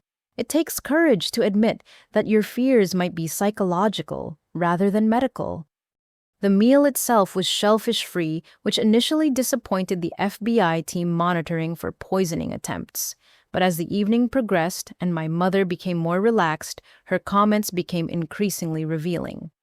"You know, honey, I've been researching food allergies for years, trying to understand how psychological trauma can create physical symptoms that feel completely real to the person experiencing them," she said, refilling her wine glass.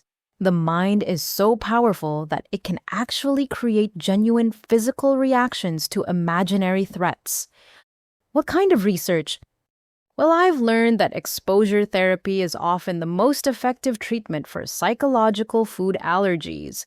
Small controlled exposures help the person realize that their fears are worse than the actual danger." Aunt Rebecca nodded agreement. "Your mother has been so dedicated to understanding your condition. She's spent countless hours reading medical journals and consulting with experts." "What kind of experts?" My mother's expression became smug. "I've been corresponding with specialists who understand how attention-seeking behaviors can manifest as fake medical conditions. They've helped me develop strategies for providing the tough love necessary to break psychological dependency on unnecessary medications." The wire captured everything as she continued describing her research and therapeutic interventions. She bragged about the restaurant incident, describing it as genius exposure therapy that would have helped me realize my fears were unfounded. "The kitchen staff at Giuseppe's didn't understand the therapeutic value of controlled exposure," she laughed. "They were too concerned with liability to help you overcome your psychological barriers."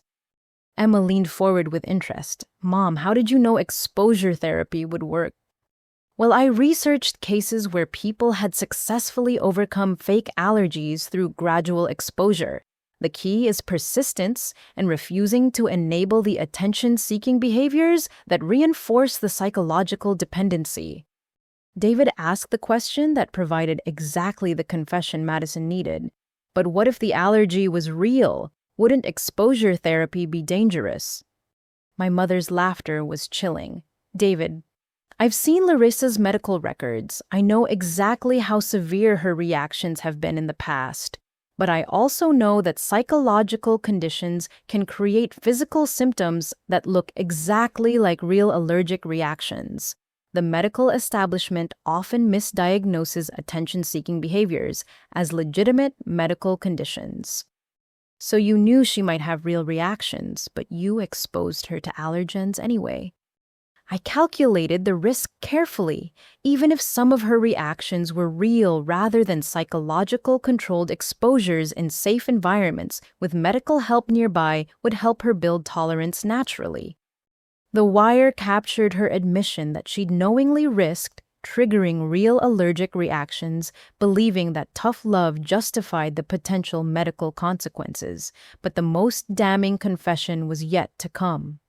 Uncle Frank, emboldened by wine, asked about the financial aspects of my medical care. "Margaret, those EpiPens are expensive. Have you looked into insurance coverage for Larissa's treatment costs?" My mother's expression became calculating. "Actually, Frank, I've been very thorough about insurance planning.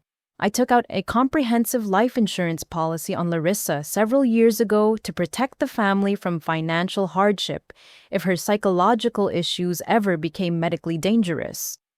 "What do you mean, medically dangerous?"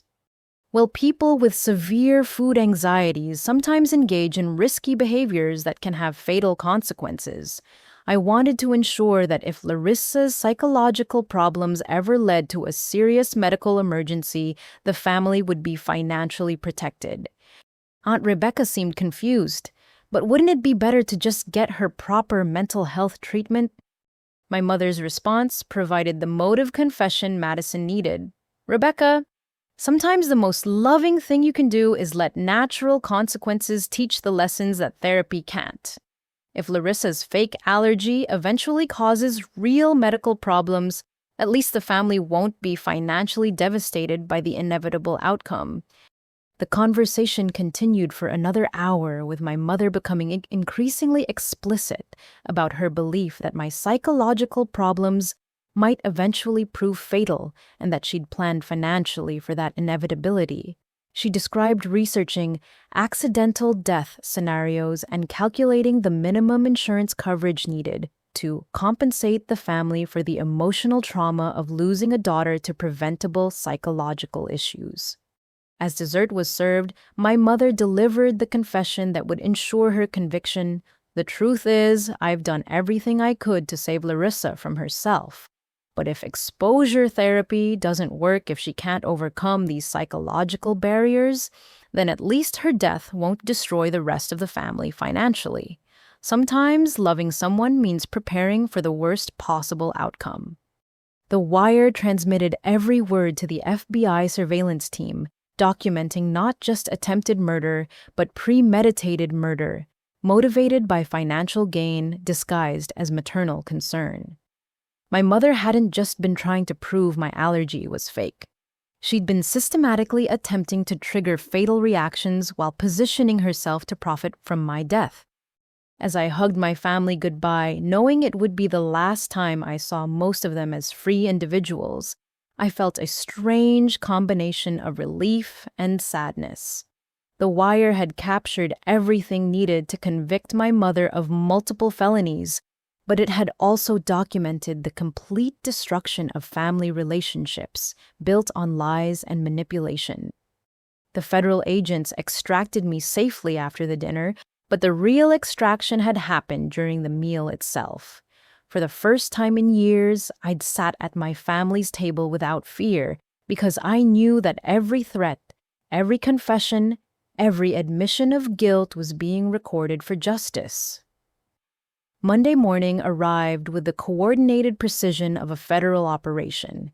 At 6 a.m., FBI agents executed simultaneous raids on my mother's house, David's apartment, Emma's condo, and the homes of extended family members who'd participated in the conspiracy. Madison called me at 7 a.m. with updates that were both satisfying and devastating. "Your mother was arrested without incident, but she immediately demanded an attorney and refused to comment on the charges," Madison reported. "David and Emma are cooperating fully. They're claiming they didn't understand the true nature of what they were supporting." The evidence collected during the raids painted a picture of systematic planning that went far beyond what I'd discovered on my own. My mother's home office contained detailed research files on insurance fraud, allergy manipulation techniques, and legal strategies for discrediting medical testimony. She had a spreadsheet tracking your allergic reactions, their severity, and their proximity to family gatherings. Detective Thompson explained when she called with additional findings. She was analyzing patterns to determine the most effective exposure methods. But the most shocking discovery was a filing cabinet filled with insurance documents and medical records for family members I'd never suspected were targets. My grandfather's death 15 years ago hadn't been the heart attack we'd all mourned. Medical records hidden in my mother's files showed he died from anaphylactic shock after exposure to medication he'd been allergic to just weeks after my mother had increased his life insurance policy. Your cousin Tyler's death 5 years ago also shows suspicious patterns, Madison continued. Hospital records indicate severe allergic reaction to peanut exposure, but your mother had taken out a policy on his life just months before his death. The scope of my mother's insurance fraud operation was staggering. Over 20 years, she'd systematically identified family members with medical vulnerabilities, taken out life insurance policies on their lives, and then created accidents that triggered fatal medical episodes, 3 confirmed deaths, and multiple attempted murders, all disguised as tragic consequences of pre-existing medical conditions.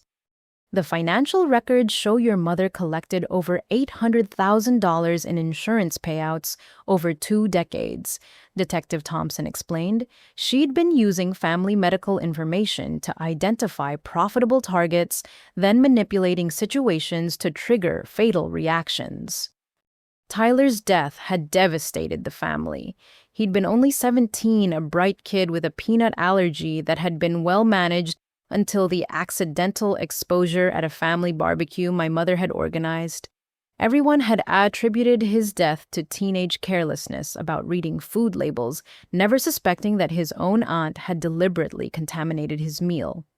My grandfather's death had been even more carefully orchestrated.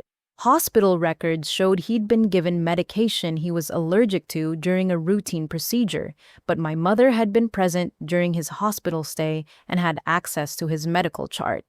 She'd convinced hospital staff that she was helping manage his medications, then provided pills that triggered the fatal reaction. The pattern is consistent across all 3 deaths, Madison explained.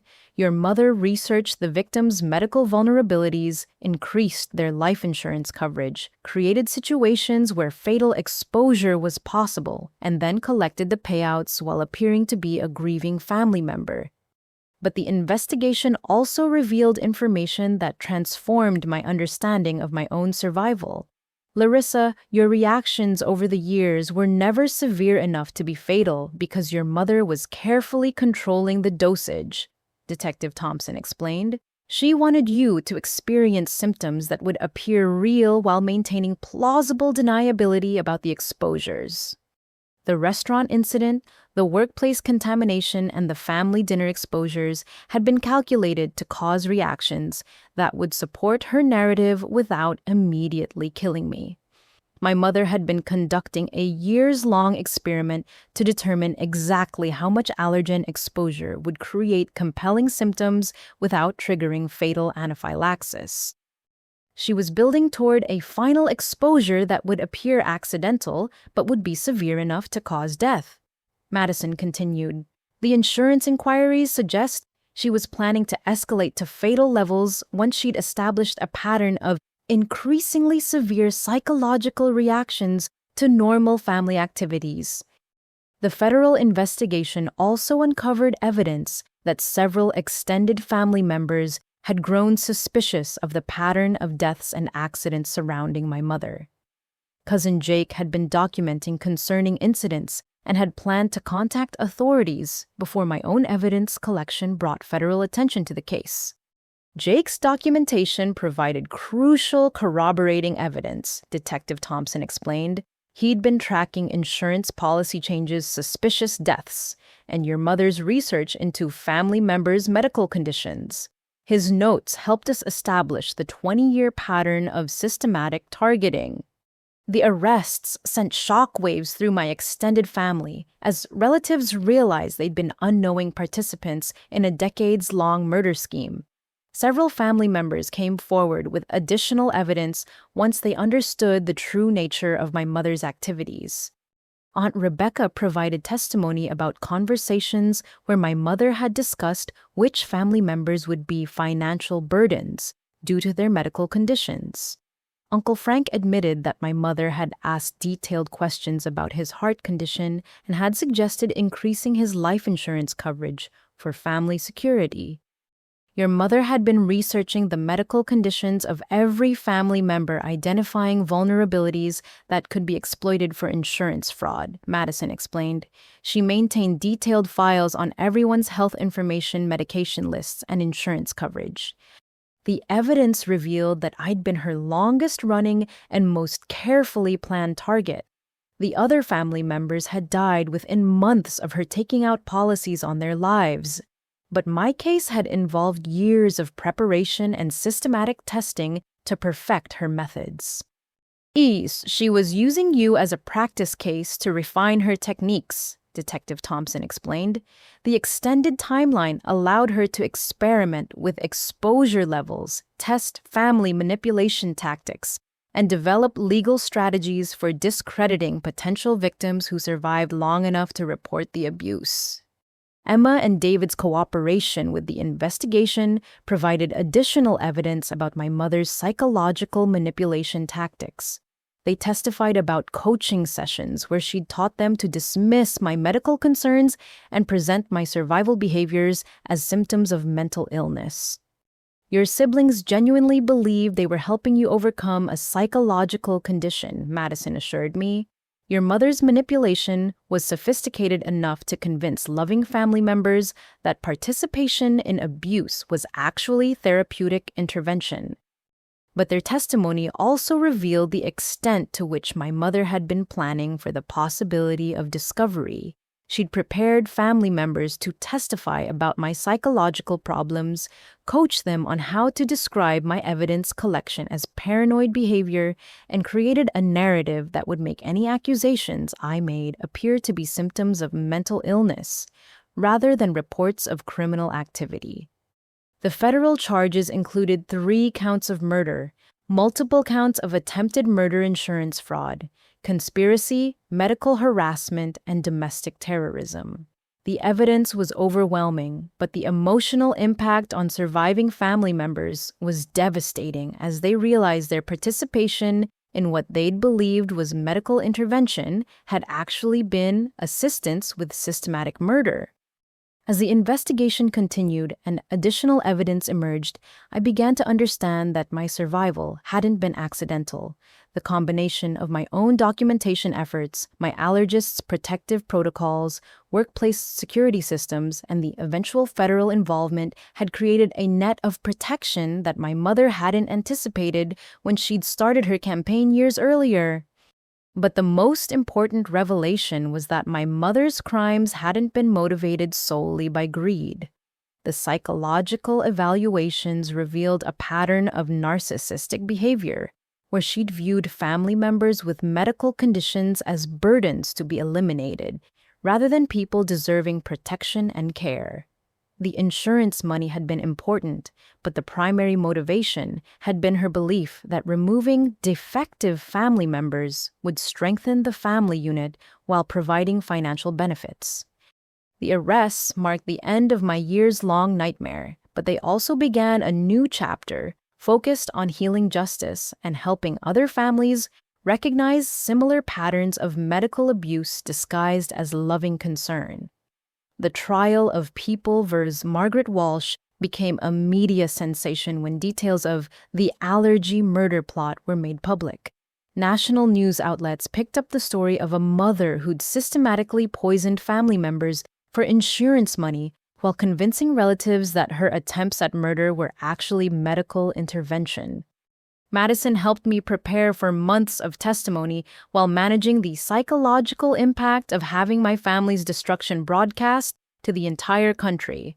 The courtroom was packed daily with journalists, true crime enthusiasts, and other families who recognized similar patterns in their own relatives' behavior. This case is already helping other people identify medical abuse situations, Madison explained as we reviewed my testimony notes. The FBI has received over 200 tips from families reporting suspicious patterns of deaths and insurance claims following medical emergencies. The prosecution team, led by District Attorney Jennifer Walsh, no relation to my family, built their case around the 20-year timeline of systematic targeting. Each victim had followed the same pattern: medical vulnerability, identification, insurance policy establishment, careful exposure planning, and profitable death collection. My grandfather's case provided particularly compelling evidence. Medical experts testified that his fatal allergic reaction couldn't have been accidental, given the specific medication involved and the circumstances of his hospital stay. My mother had convinced nursing staff that she was helping manage his pills, then provided medication she knew would trigger anaphylactic shock. Tyler's death revealed even more sophisticated planning. Forensic analysis of the barbecue where he died showed deliberate contamination of multiple food items with peanut oil, creating cross-contamination that would make the exposure appear accidental. My mother had researched food preparation techniques specifically to ensure Tyler would consume enough allergen to trigger a fatal reaction. But the most dramatic testimony came from extended family members who discovered they were potential targets. Uncle Frank broke down on the witness stand while describing my mother's detailed questions about his heart medication and her suggestions that he needed additional life insurance protection. She asked me exactly what would happen if I forgot to take my pills or accidentally took too many. He testified through tears. She said she was worried about my health, but she was actually figuring out how to kill me. Aunt Rebecca's testimony revealed the sophisticated psychological manipulation my mother had used to recruit family accomplices. She convinced us that we were helping Larissa overcome a psychological condition that was ruining her life. She made us feel like loving family members who were participating in necessary medical intervention. The defense strategy attempted to portray my mother as a misguided parent who'd become obsessed with helping family members overcome psychological barriers to normal living. Defense attorney Michael Rodriguez argued that her research into exposure therapy represented legitimate concern rather than murder planning. But the prosecution's evidence was overwhelming.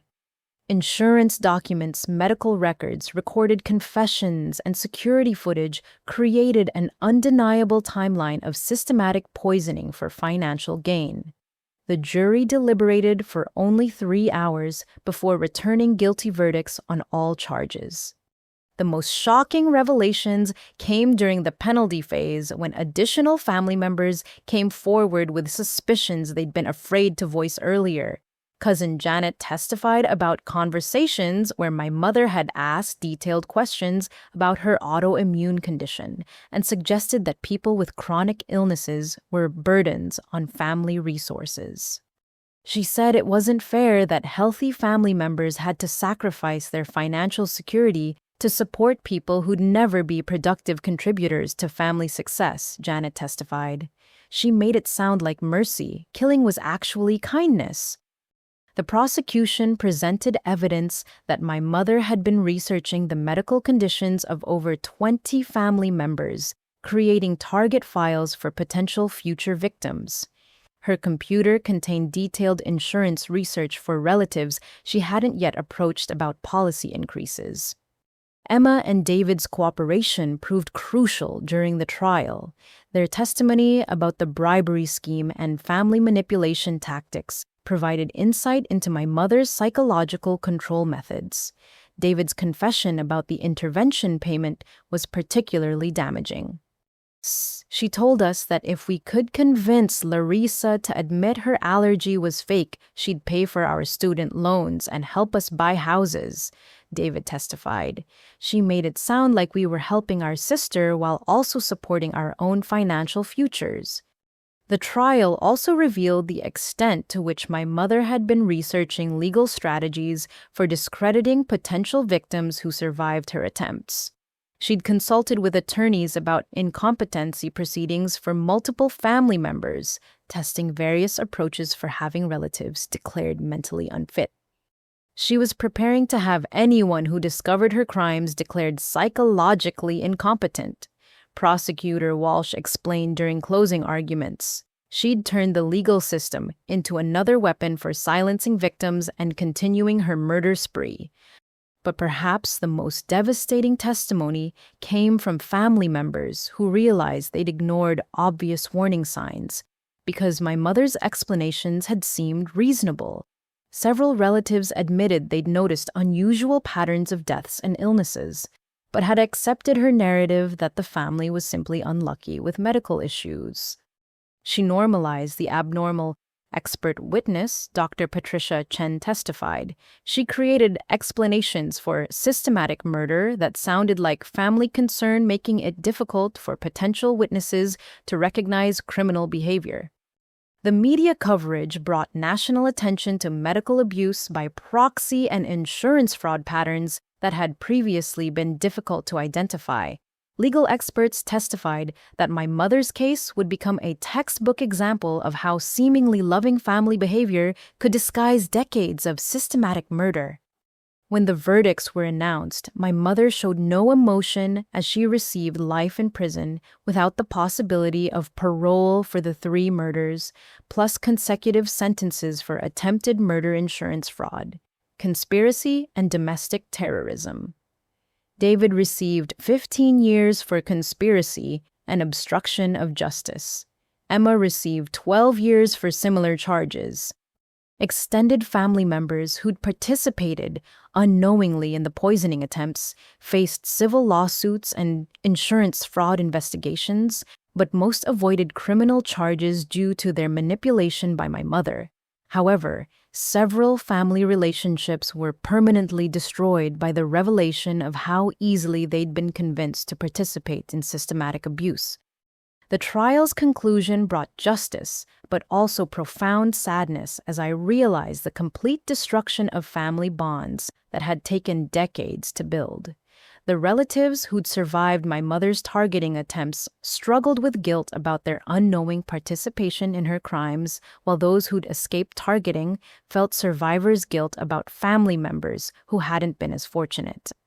But the media attention also brought positive outcomes as other families recognized similar patterns and contacted authorities about suspicious deaths and insurance claims. The case became a catalyst for legislative changes requiring additional oversight for life insurance policies taken out on family members with medical conditions. As I left the courthouse after the sentencing, Madison reminded me that my survival and courage to fight back had saved not just my own life, but potentially dozens of other family members who would have become my mother's future targets. The nightmare that had nearly destroyed me had ultimately protected other innocent people from similar systematic abuse. The trial was over, but the work of rebuilding my life and helping other families recognize medical abuse patterns was just beginning. 1 year after my mother's conviction, I stood in the lobby of what had once been her house, now transformed into the Tyler Foundation headquarters. The property had been seized as proceeds from criminal activity, and the court had awarded it to me as victim compensation. Converting the space where my mother had planned multiple murders into a resource center for medical abuse victims felt like the ultimate reclamation of power. The foundation, named after my 17-year-old cousin who died from my mother's peanut oil poisoning, provided legal and medical advocacy for families dealing with medical abuse insurance fraud and systematic poisoning cases. In our first year, we'd helped investigate over 50 similar cases nationwide and provided resources that led to multiple arrests and convictions. Madison had taken a leave of absence from the FBI to serve as the Foundation's Director of Investigations. Her expertise in family violence cases made her uniquely qualified to recognize the patterns that had taken me years to identify in my own situation. The response has been overwhelming, Madison explained as we reviewed case files in what had once been my mother's living room. Medical abuse by proxy is much more common than anyone realized, but victims often don't recognize the systematic nature of the abuse until it's almost too late. Dr. Martinez served on our medical advisory board, helping other allergists and physicians recognize signs of family interference with legitimate medical care. Her documentation of my mother's attempts to undermine my treatment had become a model for protecting patients from medical sabotage by family members. We've trained over 200 medical offices in protocols for identifying and documenting family interference with patient care, Dr. Martinez reported during our quarterly board meeting. Early identification is crucial for preventing the escalation we saw in your case. The Foundation's legal advocacy program, run by prosecutor Jennifer Walsh, who'd left the district attorney's office to join our team, provided support for victims navigating insurance fraud investigations and criminal proceedings against family perpetrators. Many victims struggle with the same guilt and family loyalty conflicts you experienced, Walsh explained. They need support to understand that reporting family crimes isn't betrayal, it's survival and protection for other potential victims. Our public education campaigns focused on helping people distinguish between normal family concern about medical conditions and systematic abuse disguised as caregiving. The warning signs we identified had helped dozens of families recognize dangerous patterns before they escalated to murder attempts. 6 months after the Foundation's launch, we received a call that demonstrated the life-saving impact of our work. A woman in Oregon contacted us after recognizing her mother's behavior in our educational materials. Her investigation revealed insurance policies she hadn't consented to and evidence of systematic contamination of her diabetes medications. Without the Tyler Foundation's resources, I never would have understood that my mother's help with my medical care was actually attempted murder, the caller told us during a follow-up interview. Your work literally saved my life and probably prevented her from targeting my siblings next. The Foundation also partnered with insurance companies to develop fraud detection systems that identified suspicious patterns of policy increases followed by medical emergencies. These systems had already flagged over 30 cases for investigation, preventing potentially millions of dollars in fraudulent payouts. My personal healing process had been supported by specialized therapy for complex trauma and medical abuse survivors. Learning to trust my own medical instincts after years of gaslighting required professional support, but I'd gradually rebuilt confidence in my ability to manage my allergy safely. The EpiPen I carried no longer felt like evidence of weakness or attention-seeking behavior. It represented my right to medical care and my commitment to protecting myself from anyone who might threaten my health. The Foundation provided similar empowerment for other survivors who'd been taught to doubt their own medical needs. Emma had been released after serving 18 months of her sentence, and she'd become one of our most effective advocates for recognizing family manipulation tactics.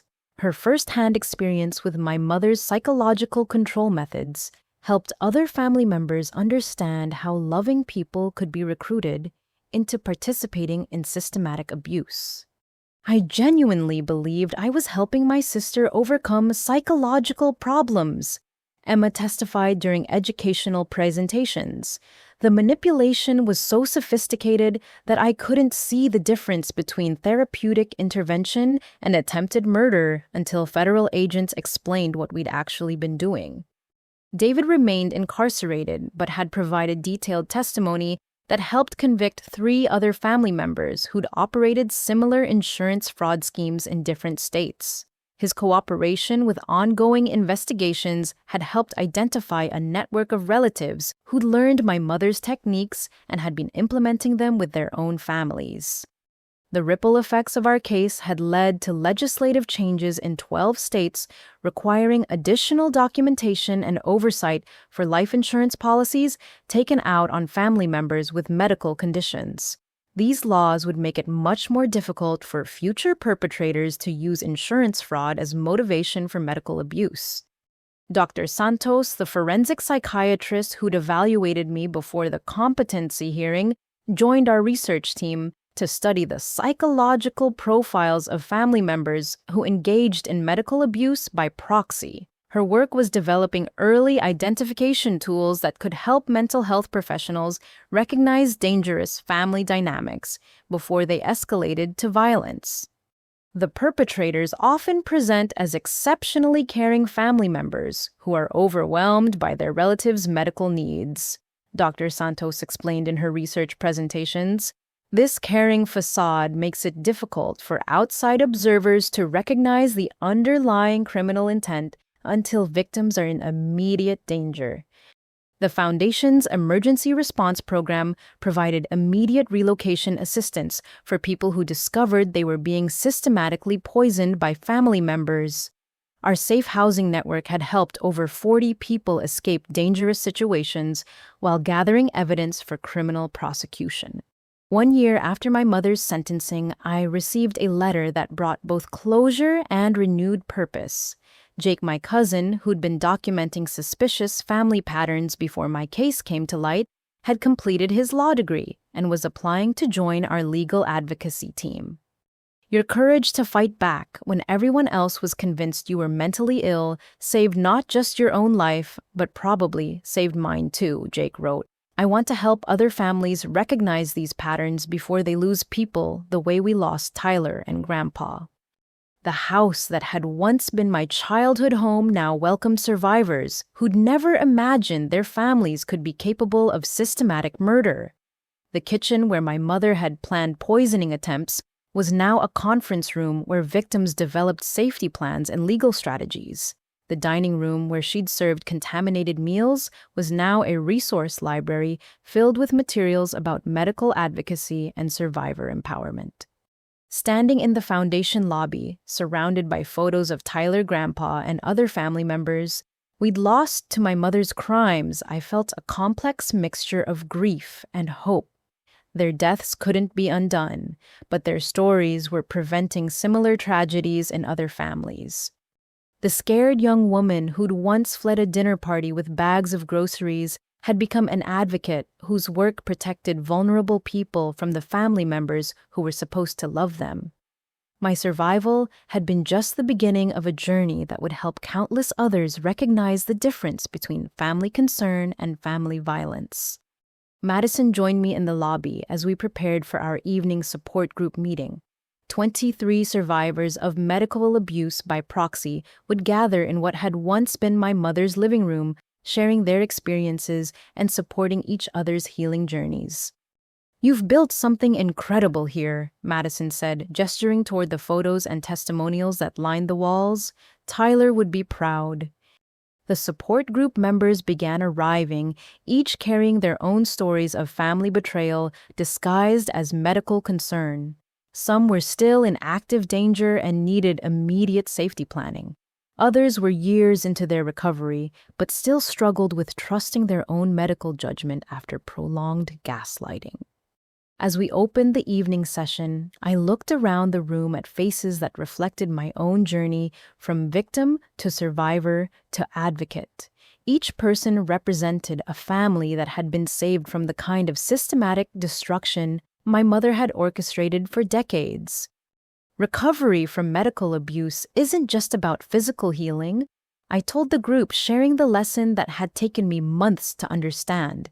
It's about reclaiming our right to trust our own bodies, our own instincts, and our own worth as human beings, deserving of protection rather than exploitation.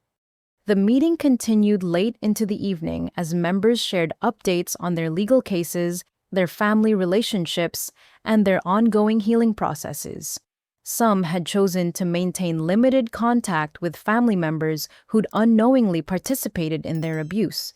Others, like me, had decided that safety required complete separation from relatives who'd proven willing to prioritize money over life.